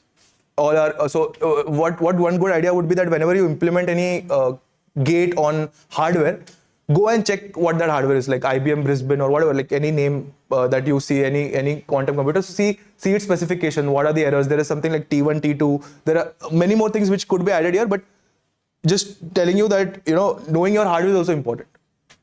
Like what hardware are you using? You should know that what are the, errors or how is the hardware performing types, the metrics for it. Okay. So this is the so if we have this threshold and we are in this, a maximum allowable error rate per physical gate or operation, it would imply that, we could reach towards a large scale powerful quantum computer. It would provide hardware engineers with target error rates. And this is what the threshold theorem is trying to say, that, you want to be able to do parallelism of quantum circuits on, to perform concurrent error corrections also. So in the sense that we talked about parallelism, right? There was this Dosh algorithm. So the idea is that even errors you want to parallelly correct, if possible. So concurrent error correction operation, effectively. Okay. So I think I'm almost done, but I have discussed something called entanglement purification. I just want to tell you just a little bit on that again. So anybody remembers the purification? Maybe with the filter water example, you might recall again. Yeah. So the idea is that it was also in some sense also a kind of error correction, right? You're trying to get low fidelity qubits to high fidelity qubits. So you're trying to filter your water from 70% pure to 100% pure. So this is the core aspect is similar. It's to make it higher fidelity. That means make it error free. So that's why there are some similarities between QEC and as well as entanglement purification. And I think I will not discuss it again. It's just there. You can have a look later. Okay. So quantum error correction is fundamental to, going towards, say, scalable, fault tolerant quantum computing. And not even that. Before we go there, even today's era, it's even more important because we are in noisy era. So you want to have quantum error correction for today itself. And this is an active area of research with ongoing efforts from all over the world, from researchers, mathematicians, scientists, physicists, everybody is working on their part of the problem. And this would hopefully have a strong impact on all quantum information tasks that we are doing. So any task that we do, I'm saying all this, but if there is error, then it means that the task may not be fulfilled only. So you want to make sure it's error free. So yeah, just these references, I would suggest Nelson and Chong for, almost everything. And this is also very good for, examples and going through more, nuts and bolts of each aspect of quantum computing. So I think thank you so much for your patience and listening. And also if you want, maybe you can send me a hi on my email and have any doubts or something. But I was glad to be part of this, sir. Thank you for inviting all of us. And it was a great experience, when we ourselves have learned from professors. I could never imagine, there is something like faculty development. Please, yes, ma'am. Yes, yes, yes. So when we started learning, we never thought. We learned from very great faculties like you only. So I started my journey with Dr. Radhika Vatsan in BITS Goa. So she taught me this course, and I completely could never think otherwise. So once I learned this quantum information computing, I just realized that this is what I want to do. So someone teaching you a course could give you a direction to something new. So that's why I feel really grateful to be on this side of the show this time. So thank you so much. Thank you. Thank you.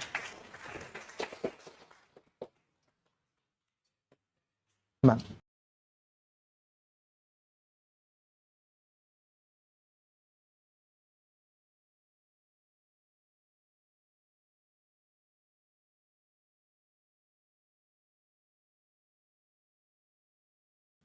We are happy to help. We'll also clarify our own concept. Thank you.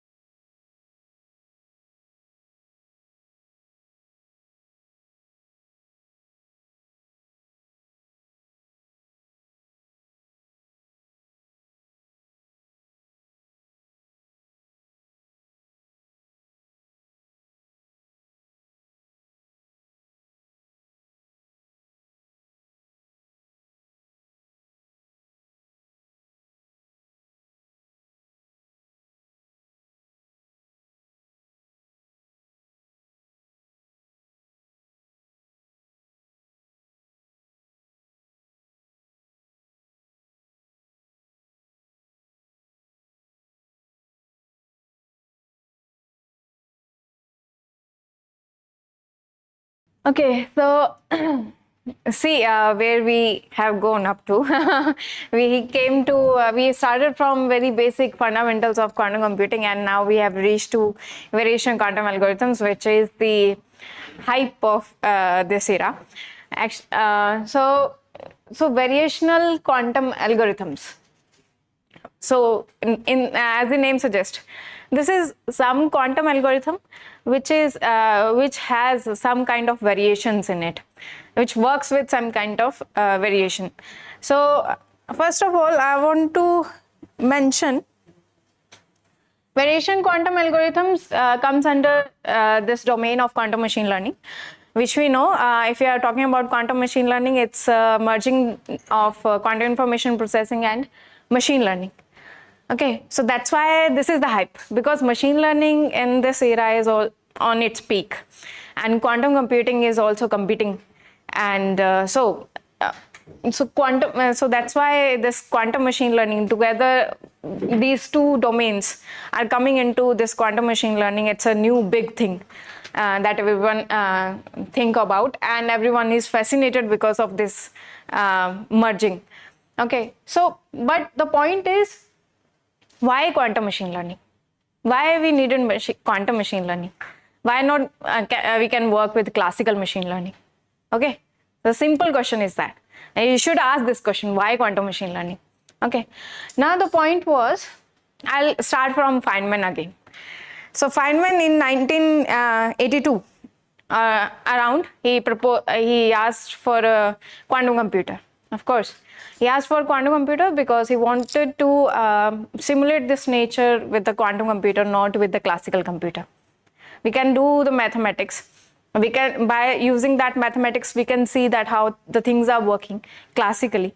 But using that quantum computer and simulating that nature, this nature, which is quantum, and that would be a really great thing to visualize that how the things, his perspective was that if we can simulate this nature using quantum computer, we can also go back from the Big Bang as well.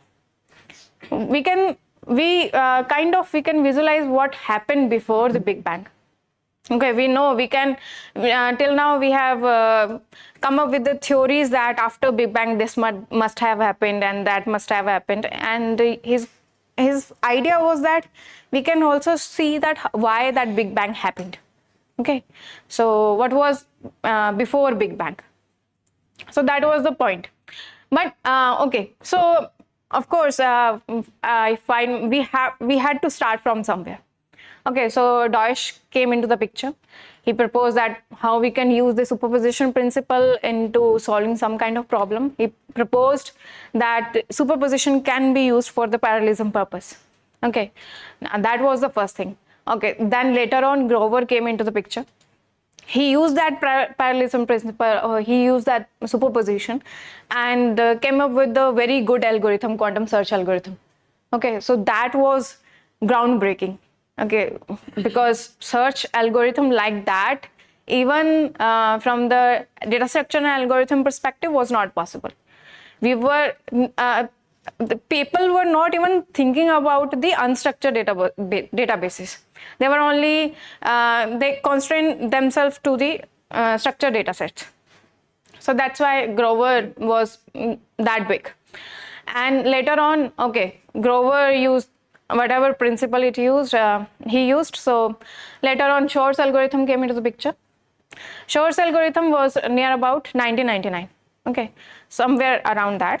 So Shor's algorithm was very big thing because Shor's algorithm was breaking RSA, on which the RSA is the one algorithm on which we are relying till now.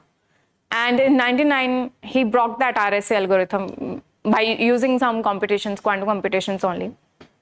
Of course, these algorithms are still, we do not have those kind of systems that we can run these kind of algorithms, but it gave the idea that that how quantum computing can be effective, how efficient it is, how effective it is, so that it can be used. We have seen the algorithm. We have seen the data structure algorithm, another kind of data structure algorithm. We saw the cryptography. Okay, those were the two main things that we saw. So now people at that time was thinking that, okay, we have covered the two domains. Let's see other domains, how we can cover it. So that was the reason at that time, in 1999 only, but it is not mentioned everywhere. But in 1999 only, we got one algorithm, which was quantum neural networks. Can think of quantum machine learning is in hype right now. After, I think, 2019, it came into the picture. But at that time in 1999, people were thinking in that perspective that what other domains we can cover up with the quantum computing. So that's why quantum machine learning came into the picture. So we will see later on what was that quantum neural network kind of thing and how it evolved from there. Okay, so first of all, I will like to mention that in quantum data set you have, that depends, that makes another domain. Okay, so we all understand about the classical machine learning. So this is classical machine learning and classical data set we have. Classical data set, we understand whatever I'm speaking, this is a classical data set. Okay, if you can write these words into a one line, that would be my classical data set. If I'm, suppose this line conveys some kind of sentiment, so that means it is if it is conveying a positive sentiment, that means it's a positive data set. And if it is conveying negative sentiment, that means it's a negative data point, we can say, or data set. Okay, so that is a classical data set that we have, that we call. So and if we are working with classical data set and classical machine learning algorithm, so classical machine learning algorithms, we have support vector machine, we have decision trees. I think most of us are kind of if not work with these classical machine learning algorithms, but we know that these are the machine learning algorithms that we generally see everywhere. Okay, and another domain is if we have a classical data set and we are working with quantum algorithm. Okay, we will see how that classical data set can be worked with the quantum, can be used in a quantum algorithm. And another domain is if we have quantum data set and working with classical algorithm. That I'll give you the example. And another one is if we have quantum data set and quantum algorithm. Okay, so now the question is, what is quantum data set? Okay, we know classical data set, it's everywhere. What is quantum data set? Quantum data set, till now we talked about quantum states, a superposition state, anything. So that is a quantum data set. Suppose you have number of states, something like that. I told you that alpha and beta can be anything. Okay, so this can be one example, one of your data point. Okay, and this can, if you have these kind of data points, this will create your quantum data set. Okay, so if this is okay, I'll just elaborate on this particular thing a little bit more later on. So quantum, classical we understand. Classical data set and quantum algorithms. Classical, this we will cover today. This is the main thing of variation quantum algorithms. Okay, and quantum data set and classical algorithms. This comes under the high energy physics. If you know, CERN is working on this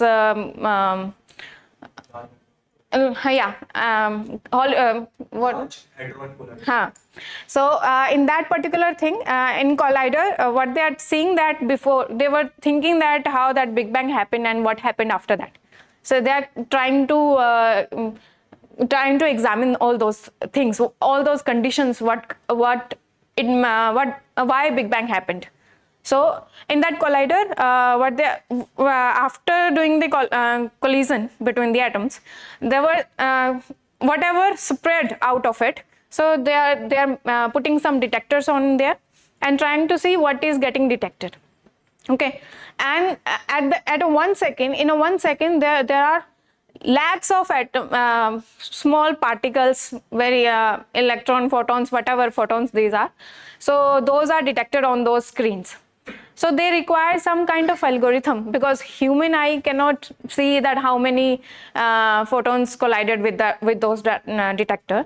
So require some kind of algorithms over there. So at that time, initially they only thought about, okay, classical machine learning we can work. They can detector can detect what can that it has detected something, but algorithm can show us what kind of thing that the detector has detected. Okay, so that's why this is another set of domain, quantum data, because those are the photons that we are working they are working with. Okay, so that's why they are creating some kind of quantum data over there, and they are working with the classical machine learning algorithms. Okay, and that's last one is quantum data and quantum algorithms.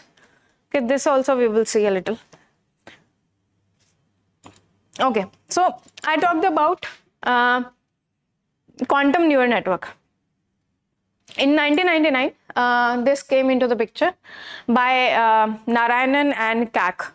So these were the two scientists who proposed this kind of quantum neural network, but this was just an idea, just a simple idea that how this quantum computing can also be used into machine learning. Okay, so what happened over there? He saw that how the neural network is working. There are some inputs, there are some hidden layers, and there is some output layer. So he thought that this is really similar to any superposition state. We can have some input layer, as we are discussing from the very starting. We start with some input layer, we start with some inputs. mostly that is 0, 0, 0 only. So that could be our input layer. And the hidden layer, the second one is hidden layer. So in hidden layer could be number of superpositions. Whatever superposition state that we are getting, that is the hidden layer. So he assumed that one particular basis can work in one dimension, another basis can work in another dimension. So these are kind of separated in different spaces. Because Hilbert space, we think about that Hilbert space is a very large, high dimension space. So he thought that superposition can also, we can thought superposition as that particular thing, that one basis state is in one dimension, other basis state is another dimension, and this can give the high dimension space. This can give us this can provide us that efficiency with working with the high dimension space. Okay, and at the end, when we do a measurement, we end up with some kind of inputs. It could be a string of, as it is into machine learning. But of course, that was the idea, and people were not able to visualize that how do we use this particular kind of idea into some kind of HHL algorithm came into the picture. HHL algorithm is a algorithm for solving a linear system or linear equation. So in that case, if we have any value in there, okay, so in finding out that particular x value, so we are working in the linear system of equation. This is unknown to us. If we are working with, so he was trying to resolve that how A inverse can be figured out with the help of quantum computing. Okay, so so he started, because this is we are doing in classical machine learning itself. We are finding out this inverses and any kind of machine learning algorithm. So that's why this. So this is if we are having find out by doing the inverse of this eigenvalue in quantum. Okay. Okay. So okay, A inverse he found out over there, but that this is a unit vector. Okay, as we do in a linear system of equations. So he assumed that if it is a quantum state, if it is a unit vector, this should be a quantum state. So this can also be written in this form, in the same form. Okay, but so after doing this, because I'm not going into very much into detail, I'm just giving you some words in here, because we have not touched upon the phase estimation algorithm. So phase estimation algorithms is a part of Shor's algorithm. So later on he used that phase estimation algorithm, and inversion this was a HHL algorithm was very starting point of quantum machine learning, but HHL algorithm is not getting used in every other aspect. Okay, the problem here is because of this, he considers that this is a Hermitian matrix, and he considers that B is a quantum state. Now if you are thinking in this classical world, we have to think that from where this is coming, and if we are assuming some kind of Hermitian matrix, why we are saying this can be useful in any kind of machine learning algorithm or any problem resolution, because at this point the problems that we have all are from the real world. Everything is coming from the classical data set. We do not know, taken that assumption, and he worked on it. It was a beautiful algorithm, but the memory. Okay, so yeah, of course. So this quantum memory is not similar to quantum memory that we have talked about in the previous lectures. Okay, so that is quantum RAM. And that anyway, this is the thing in 2008 actually. Okay, so at that time I was not even aware about quantum computing. Okay, so I was somewhere in school. Okay, so that was, he thought that it has some access to quantum RAM, random access memory that we have. The similar kind of RAM quantum would be having. Okay, so that's why that was the main issue. Okay, so near about around 2018 or something, 18, 19 or 17, that era, quantum another, because this was the problem that we are working with the classical data set. How could you say that you have access to some quantum RAM? Okay, so the researchers came up with some framework that how we can work in quantum machine learning. Because, okay, first of all, that quantum neural network that gave the idea that we can work in quantum machine learning. Another was HTL algorithm gave the idea that, okay, linear system of equations can be solved. That was the main point of the machine learning as well. Now, in 2019 around, quantum computer, although those are, that is a NISQ era, noisy intermediate scale quantum, but the point was, we have some kind of quantum computer. Although at that time we were only having 5-qubit quantum computer, but we were having some quantum computer. And people were eager to visualize its impact on some real world applications. That was also the main point why quantum machine learning came into the picture. Because machine learning is the only thing that we can see in everyday life. We are ordering something on Amazon. We are ordering something on any online website. We are getting some other things as well that you can also buy this thing. Because some machine learning algorithm is working behind it. If you are watching any reels, any videos on YouTube or anywhere, so once we scroll up, we are getting similar kind of reel because some machine learning algorithm is working on it. Because like you, some other person was also watching that particular kind of reel, and he just skipped one other reel, but he stayed on one other kind of reel. So machine learning algorithm thought that, okay, the algorithm, because they are working on a similar kind of interest, we can put up similar kind of reels for them. Okay, so that is seeing the correlation between 2% based on the reels. So so that is the thing, because everywhere machine learning algorithm was coming. So okay, because we have 5 qubit, even though we have 5 qubit at that time, 5 qubit quantum computer, why don't we go for some kind of application, some kind of domain, into some kind of domain where we can show that not only in Shor's and Grover's algorithm, but other quantum algorithms can also help us in making us visualize that quantum computer is needed. Okay, for the people like us who was not even thinking about quantum computer. Okay, so how do we now the point is, how do we generate, how do we use that classical data set and use that quantum machine learning or any kind of algorithm. Okay, so let's say if we have a classical data set or quantum data set, I think till now we are clear with what is classical data set and quantum data set, right? Okay, so we are working with the classical data set. The point here is we have to go for some kind of embedding techniques. It's like encoding only. Okay, we are having some kind of data set, we are just embedding it to another kind of data set. Okay, so it's like we are working in this vector space and we are converting that vector space into Hilbert space, which is high dimensional. Okay, so and this was the thing.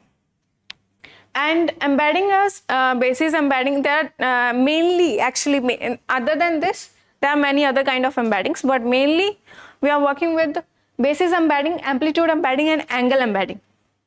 Okay, from basis you understand basis states. Okay, so these are the basis states. Okay, these are the basis. So basis embedding is we will think about these bases. Amplitude embedding means we think about these amplitude embeddings. These are the amplitude states. These are the amplitudes. Okay, and angle, by angle I mean we talked about rotation gates. Okay, we talked about rotation gates, we talked about phase gates. I mentioned at that time that rotation gates would be useful later on in quantum machine learning. So rotation gate like Rx gate, Ry gate, or Rz gate, or phase gate like P, S, whatever gates that we have talked about, those kind of gates. Okay, so angle it is working with, so theta angle. So now the point is how we can use these kind of embeddings into converting the quantum state, into converting this classical data set into quantum states. So I'll show you. And later on, these embedding techniques, after the embedding techniques, we will get some kind of quantum state, and that quantum state can be later on used for the quantum algorithms. Okay, I'm writing here the models, because in machine learning, every classical machine learning algorithm is known as models. Okay, so I'm writing as models, and there are basically that I'll talk about quantum kernels and VQC. These are the two very main algorithms of quantum machine learning. Everything is evolved from here. Okay, so that's why these two. Okay, so now the other thing is, if you are working with quantum dataset, so quantum dataset can be directly used into here. Okay, so let's see embeddings. Embeddings are like, if we have any dataset, classically we would be having the dataset would be consisting of X and Y. X are the number of features and Y are the labels. Okay, so it's going up to n, that means we are having n number of data points in there, and corresponding to each X there is a Y. Y is any label.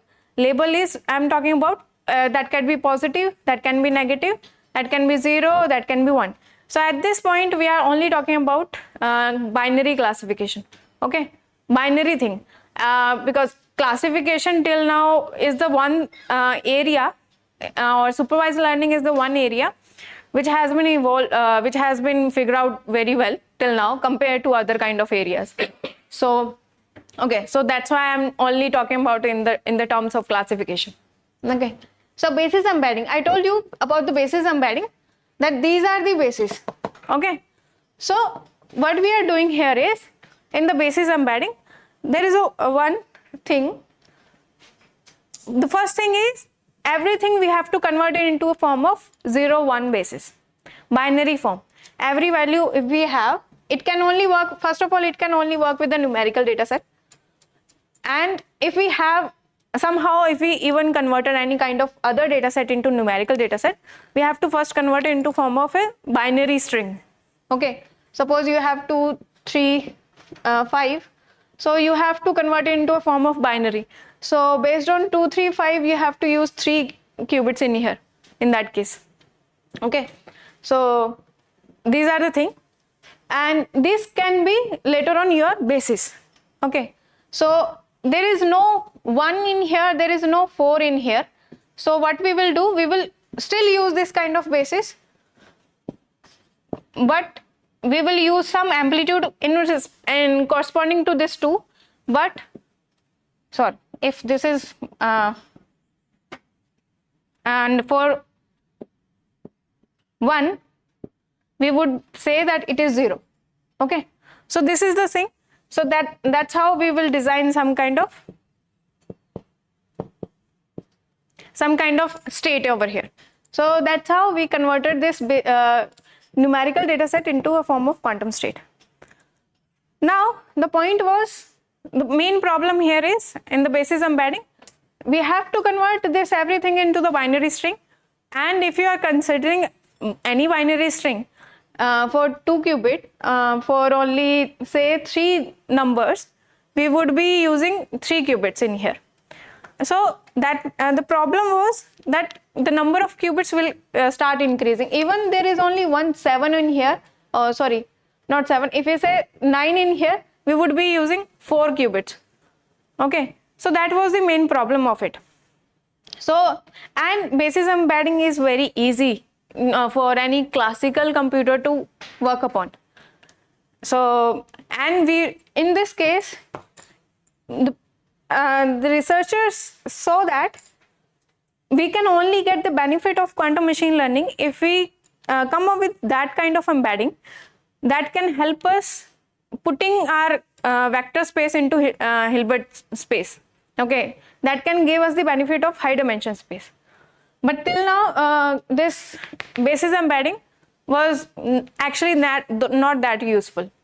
And everything, the data set, we have to first convert into a numerical value and then binary value. There was a lot of work behind it. So they left it behind. Okay, the next one is amplitude embedding.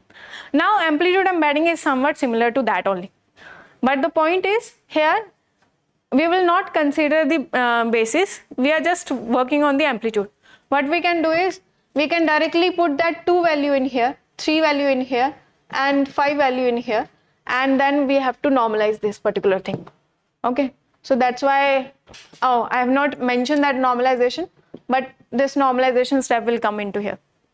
Okay, so amplitude embedding can be useful, but we will see, but many of the algorithm, amplitude embedding is not getting used because there is a trick that we have to figure out in order to use that amplitude embedding. Okay, so we will see that how we can use that. And the angle embedding. The next point is angle embedding. So angle embedding is equal to, so angle embedding is very easy to see. That's why everywhere this angle embedding is getting used. And angle embedding, if you are talking about, because first of all, for the amplitude embedding, we have to convert that quantum state into the form of quantum circuit. Okay, but for angle embedding, we do not have to do that particular thing because it's already in quantum circuit. Okay, so in this theta would come here. That theta would be, in place of that theta would be our classical value. Okay, so that means, it means that if I'm talking about RZ gate, this theta can be my classical value.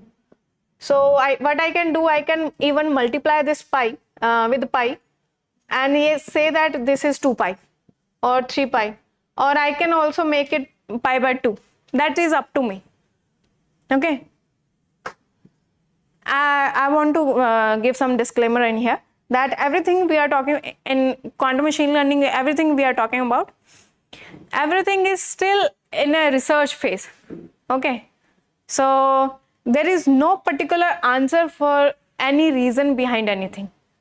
Okay, we can come up with some kind of answer, but it's still ongoing process. So that's why I said it can be pi by 2, or it can be pi, or it can be pi by 4, anything. Okay, that is, we have to figure out what kind of problem we are working with or what kind of data set we are working with. We have to figure out in that case. So what we can do is, we can start with the 0 state, apply Hadamard. Hadamard gives us the superposition thing. So this thing, because with this thing, the 2 qubits can be converted into 4 qubits. Okay, so that is somehow giving us the higher dimension space. So in this case, if we are working with the 4 features, okay, at the end we would be accessing 2 power 4 high dimension space. So if we are working with 4 features, then we would be using 4 qubits in here. Okay, 4 wires in here. So that is the thing in here. Now, because we talked about embedding technique, now let's see what are the models that we have. Now that, because here in quantum machine learning, what we have done is we have worked with classical data set, converted into quantum states. Now we have to use some quantum machine learning algorithm over there. Okay, because our Grover search algorithm or Shor's algorithm we cannot directly put those algorithm and do the classification. We cannot even think that how Grover's algorithm can do the classification. Okay, but we can modify it somehow and do that classification. So in quantum kernel, what is happening? So every algorithm in quantum machine learning, you would see that there is only one part of classical machine learning that we are converting into quantum part. So that's why these are hybrid algorithms. Okay, these are working with hand in hand. Okay, it's not that we are only working with the quantum algorithms. We are making use of classical data machine learning algorithms, as well as we are making use of quantum machine learning algorithm. So we say that wherever quantum is best, let's use that, and wherever quantum is classical is best, let's use that, and combine both of the things and enhance our results. So at the end, what do we want? We need some enhanced results. Okay, like we said, we need some results so that we cannot, suppose we are working with very sensitive data set and the classification, suppose we are finding out some kind of disease. So checking the disease. So if some patient came with some kind of symptoms and we are saying that using this algorithm, what kind of disease that person is having.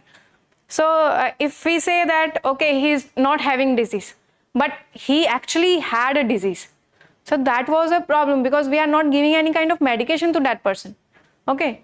So let's see how we can enhance our results, that how we can actually accurately classify those symptoms. Okay. So that was the problem. So that's why we are working with both of these algorithms, classical and quantum. So in quantum kernels, what do we do? If anyone not familiar with kernel kind of algorithms, so let me show you. I'm just give you the overview. So suppose you have some kind of data set. So suppose you have square over here. You're representing that in vector space, okay, and stars in here. You want to classify. I'm just giving a dummy example. You want to classify. So support vector machine, what it does, it just put a hyperplane in between here and try to see that the distance between here, in between these points. Okay, whichever is going, if this, suppose there is some point over here which is more closer to star as compared to the box, so that would be classified as a star. Okay, so other way around. So this is what quantum any classical support vector machine is doing. Okay, so in quantum kernels, now let's say if our data sets look something like this, where these red points or green points are coming in between. Okay, so how do we classify it? So what it does, it tries to enhance the vector space. Okay, it tries to put it in higher dimension space. That is what we call kernel. Kernel tries to put it in high dimension space so that it can be classified linearly. Okay, we can put a hyperplane. Hyperplane is just for assumption, but we can clearly classify those states that these are the group over here is the red one and group over here is the green one. So that is what kernel does. Okay, so and we know that quantum kernel, if you are using quantum computers, then we can enhance that space as well. Okay, because the Hilbert space is higher dimension space. So what it does, it takes some kind of classical data set and does some kind of encoding, because it has to convert some first into quantum states, does any kind of encoding. So unitary of x here represents that it is using angle embedding. Okay, and it is converted into psi of x. So this is any kind of state, quantum state we can think of. Okay, so that quantum state later on can be represented in a Hilbert space. That Hilbert space would be higher dimension space. Same thing we did with the help of kernel. So if we have some complex data set, we can classify by making use of that Hilbert space. Okay, so as we thought, as we did earlier in the Grover's algorithm, I've shown you that how to do the inner product. So what was the thing?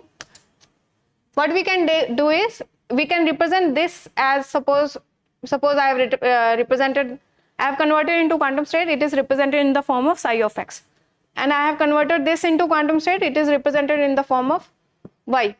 So what I can do is I have to see the relation in between, correlation in between, or we can say that distance in between these 2 points. So I can do is inner product in between them. Instead of doing all those kernel mathematical calculation, heavy mathematical calculation, what I can do, simply do the inner product and see if it is closer to 0 or 1. If it is closer to 1, that means these are similar kind of, from the similar kind of group. If it is closer to the 0, that means it is from different kind of groups. So instead of doing all those heavy mathematical calculation, we can just simply do a inner product. So that is the main point. kernel we took and we converted into form of quantum kernels, and we use the high dimension space.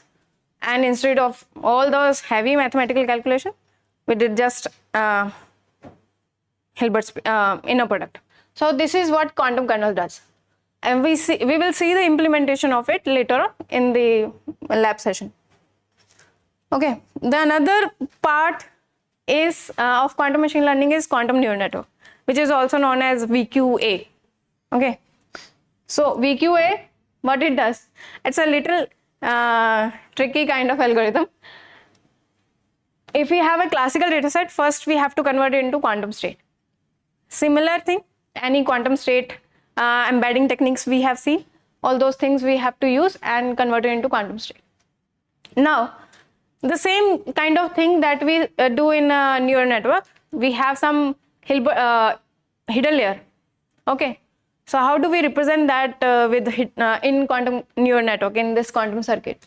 So we use some kind of parameterized gates over here and some other gates as well, combination of many gates.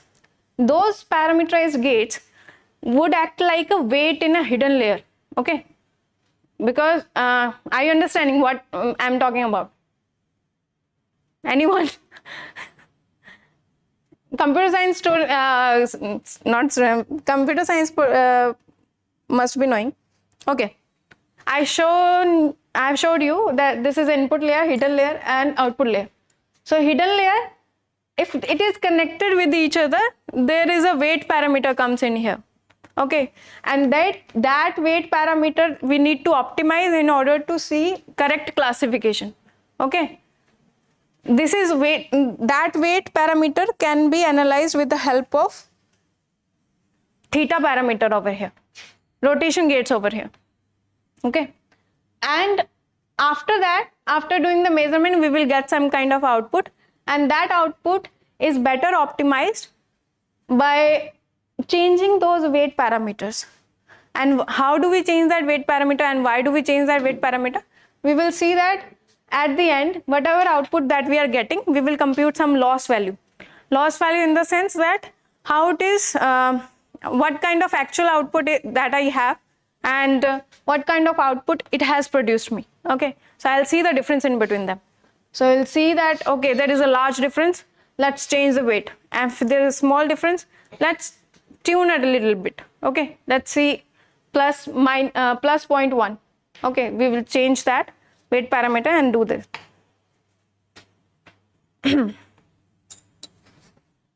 Okay, so next is optimizer. Okay, I'm just showing you that what kind of algorithms that we have in quantum machine learning.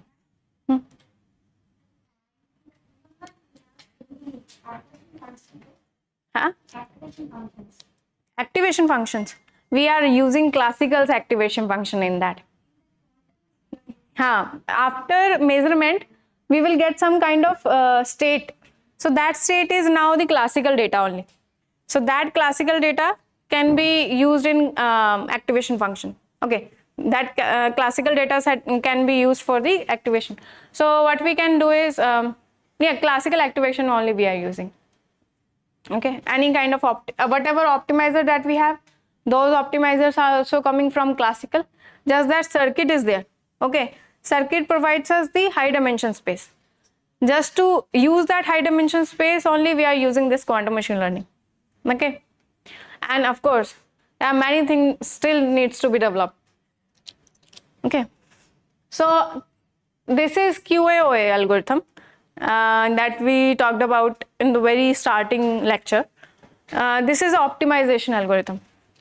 Okay, so but the point here is in the optimization algorithm that I think Devendra last time talked about the Hamiltonian. Okay, so in this case what we do, if we have any kind of problem, we convert it into the form of Hamiltonian, and that Hamiltonian later on is converted into the form of quantum circuits. So those kind of steps that we have to do in this case in QAOA to get the optimal result. Okay, so this is the cost Hamiltonian and this is a mixing Hamiltonian. So now that we have got some cost Hamiltonian. Now, the data set, whatever the state that we are getting over here, that needs to be converted into, of course, I am again and again using Hilbert space or high dimension space. So mixing Hamiltonian does that particular thing. Okay, it mixes up all those things and making use of, because suppose in the cost Hamiltonian, if we can represent into the form of into the block sphere, suppose every quantum data point is coming into only the two places. We have to make a use of that space as well. So that's why we need mixing Hamiltonian in this case. And everything, this goes on again and again in order to optimize your results. So everything else is similar to quantum neural network.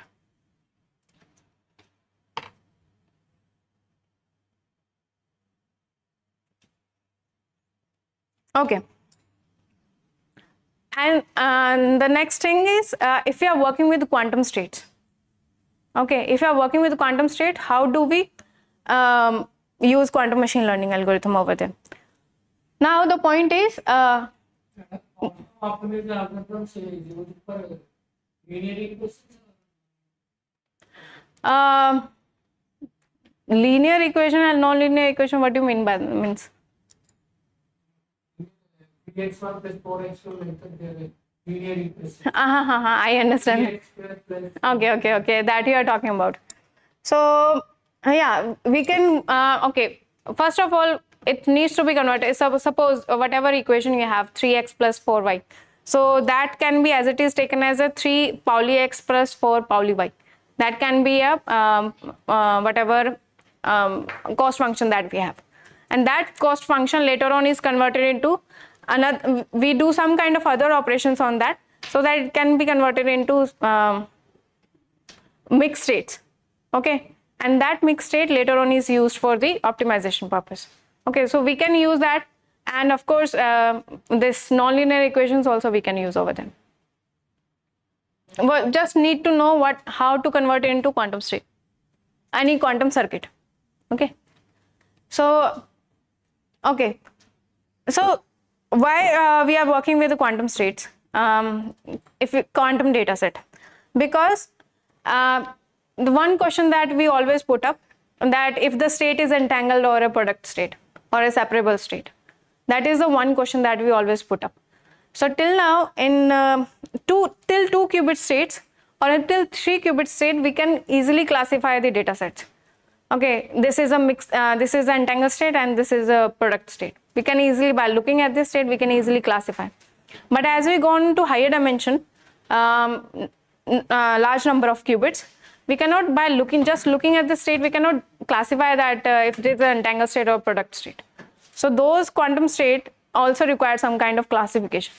Okay, so that's why those states can be used into any quantum machine learning algorithm. So what we can do is,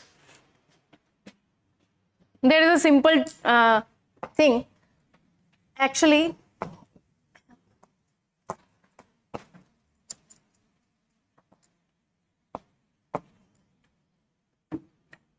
this is a simple thing. Suppose we know how to generate this. From the previous class, we know how to generate it. Okay. So this is a quantum state. So it can be generated with the help of any kind of quantum circuit.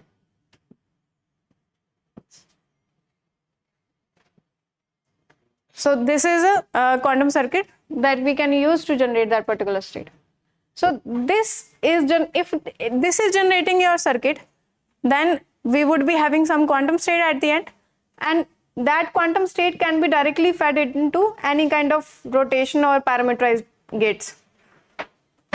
Okay, and once we do the classification over here, once we do the measurement over here, that measurement can help us in tuning these kind of theta parameters.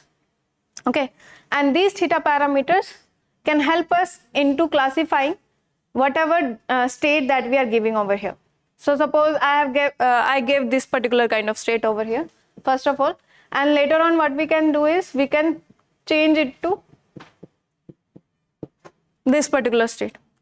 Something happened. Some noise came into here, and we changed this particular. It changed that particular bit. Okay. So now it became the product state. Okay. So because we can take these 2 qubits out, and 0 0 plus 1 1, and 1 is out. That becomes the product state. So any noise came into here. So it helped us into generating other kind of state.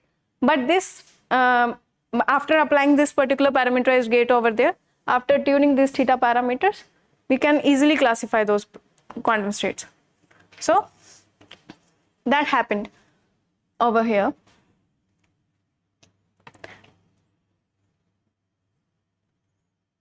So the same thing we used, the same concept we used over here. We took some quantum states. These are the quantum states we represented. Okay, so we can say that these are the entangled state, and these are the entangled state. These are the separable, and these are the entangled, and these are the separable states, in between states. So we actually did some other things as well in here.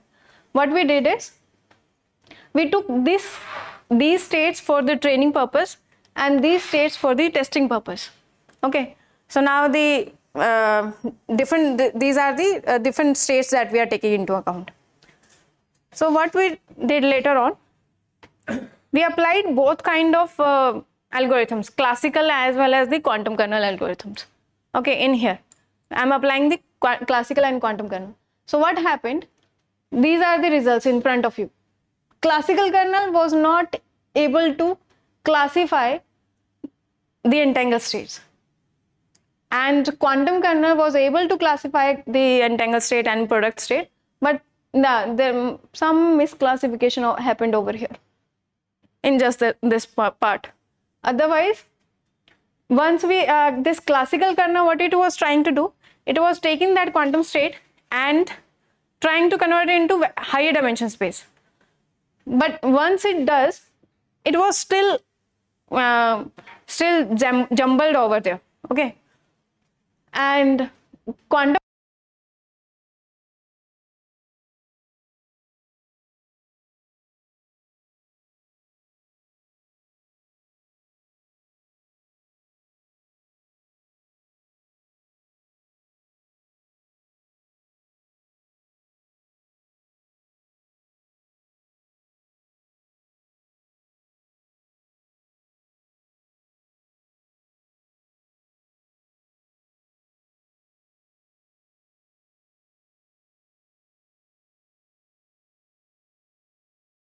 we can use with the help of some kind of trick.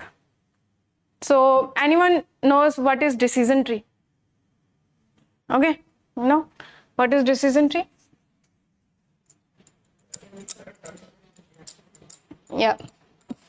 And so if we do the decision tree, so decision tree just looks like a decision tree only, a tree only. Okay. Oh. Okay. So it looks like similar to tree. So at the end, this can be 0, 1, 0, 1, based on whatever features that we have over here. Okay. Okay. So what kind of data set it has? It has some features, and corresponding to those, some labels are there. Okay. So what it does, what we do in this decision tree, we see that we compute some entropy in this case, corresponding to each feature and the class label. Okay. Can you say that entropy thing? Okay, probability distribution was there. Probability distribution, log of. Okay, okay. Whatever probability distribution was there. So probability distribution was somewhat saying that these many values corresponds to 0 and these values corresponds to 1. Okay. So that was the decision tree. That how it does, how this probability, it computes some probability distribution and use that probability distribution to compute that whichever feature is more superior than the another feature, okay, which has more information than the another feature. This is what it does. Now, suppose we have some unbalanced data set. Unbalanced data set, I mean that like medical data set, we would be having more of the patients which are with no disease. That means 0. And most very less, mostly you will find that 70-30% ratio, even less than that, 80-20%, even 90-10% also you see. Okay, so in that case it will always create a decision tree somewhat like this.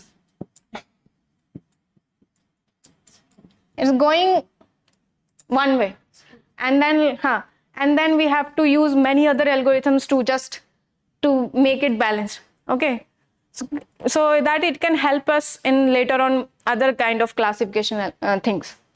Okay, now there was a point, how do we use amplitude embedding? So what we can do is, because the feature values whatever we have, we are not bothered about those feature value. We were only bothered about the probability distribution in here. So what we can do, we can make some point over here that above that value we can put it 0, and below that value we can put it 1, or other way around. Okay, so what we can say here, what is the probability distribution of 0, 0, and what is the probability distribution of 1, 0, and what is the probability distribution of 1, 1 or 0, 1. Okay, so in this way what I am doing,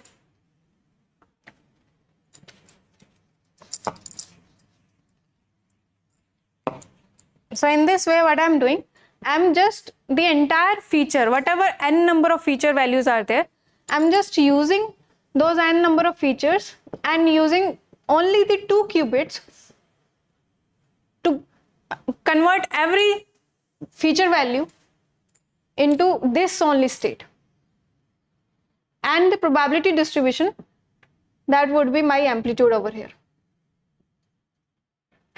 Okay, so what I did, I stored this n number of bits, n number of data points into 2 qubits. Okay, so now this can be my x and this can be my y, x and y, x and y, x and y. Now what I can do, simply check the relation between x and y. Simply check how far this x is from y. So I can do the reduced density operator that we did in the very second class, I think. Reduced density operator I did, and later on we can see that, okay, x and y, I can separate out, first time I'll separate out x out of here and y will be separated out, and then we can do the inner product. Whichever inner product value is closer to 1, that would be the most informative feature that can go over there. Okay, and these are the results, and these are the data set that we took. Okay, mostly both of these we have taken other data sets as well. We have gone up to 10,000 data points as well, and we saw that these are the results. That of course we cannot optimize here, we cannot check, we cannot rely on accuracy over here. We have to go and check precision recall and F1 score values. Okay, so we saw that in most of the cases, precision recall, whatever F1 score value is, that is better than the classical one. Okay, that means it was ultimately, of course we were not able to develop the decision tree in that case, because the data points many of the data points were there. But we saw that, okay, accuracy, precision recall values, we can see that, okay, this can give me the better results. Okay, so now the idea to show you this quantum decision tree, that you have to see where you can use quantum computing. You have to see that how your quantum classical data set can be used in quantum into generating some kind of quantum states. Okay, just generally don't go and blindly use that angle embedding techniques. Just look into here. What is happening? Why is happening? And use where you can use the quantum fundamentals to make the calculation easier actually. Because we are not calculating any kind of entropies, we are not calculating eigenvalues over here and computing the entropies over here. Just doing the inner product. That's it. Nothing much. So that was the idea behind it. Okay, thank you. That was all from my side. Any questions?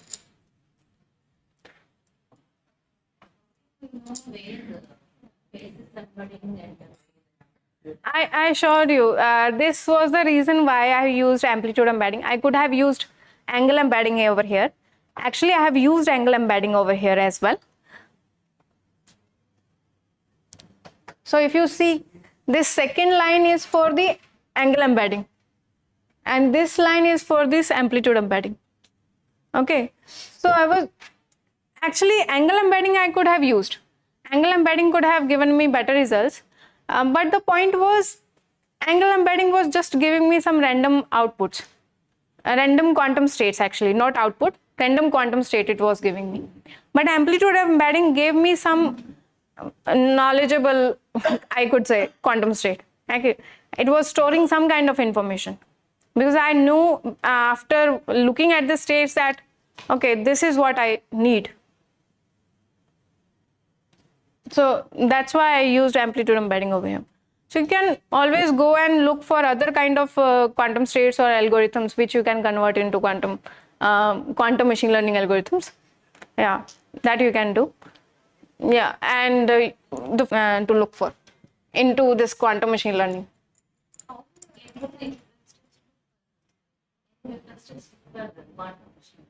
Any textbook, I would say that there is a Maria Scott's book, Introduction to Quantum Machine Learning.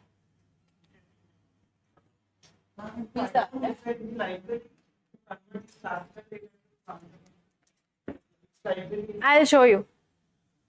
There is a not there for angle embedding only we have something. For amplitude embedding we have to write a code. Quantum machine learning. I showed you the real-time application only. This was the real-time application. Yeah. Who is the author? Maria Scott. I'll tell you the name. They just write on board. Yeah.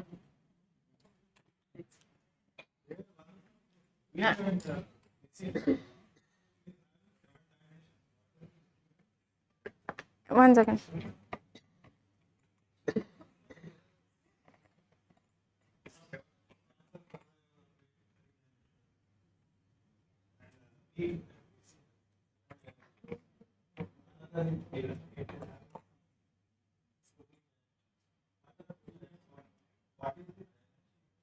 Oh, machine learning with quantum computer. This is the book. This is the book. It has everything about the embedding techniques, whatever algorithms that we have come up with in quantum machine learning, and other whatever algorithms are coming up are just the okay. So I was okay. What dimension was the features that the classical dataset was containing. Okay. Suppose take 7 dimensions. The Haberman's dataset was like how many number of nodes you have.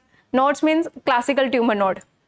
Okay. On breast cancer dataset, those were the size of the nodes. Yeah, size of the what is the size, and many other things was also there. Anyone can help me with the classical with the not.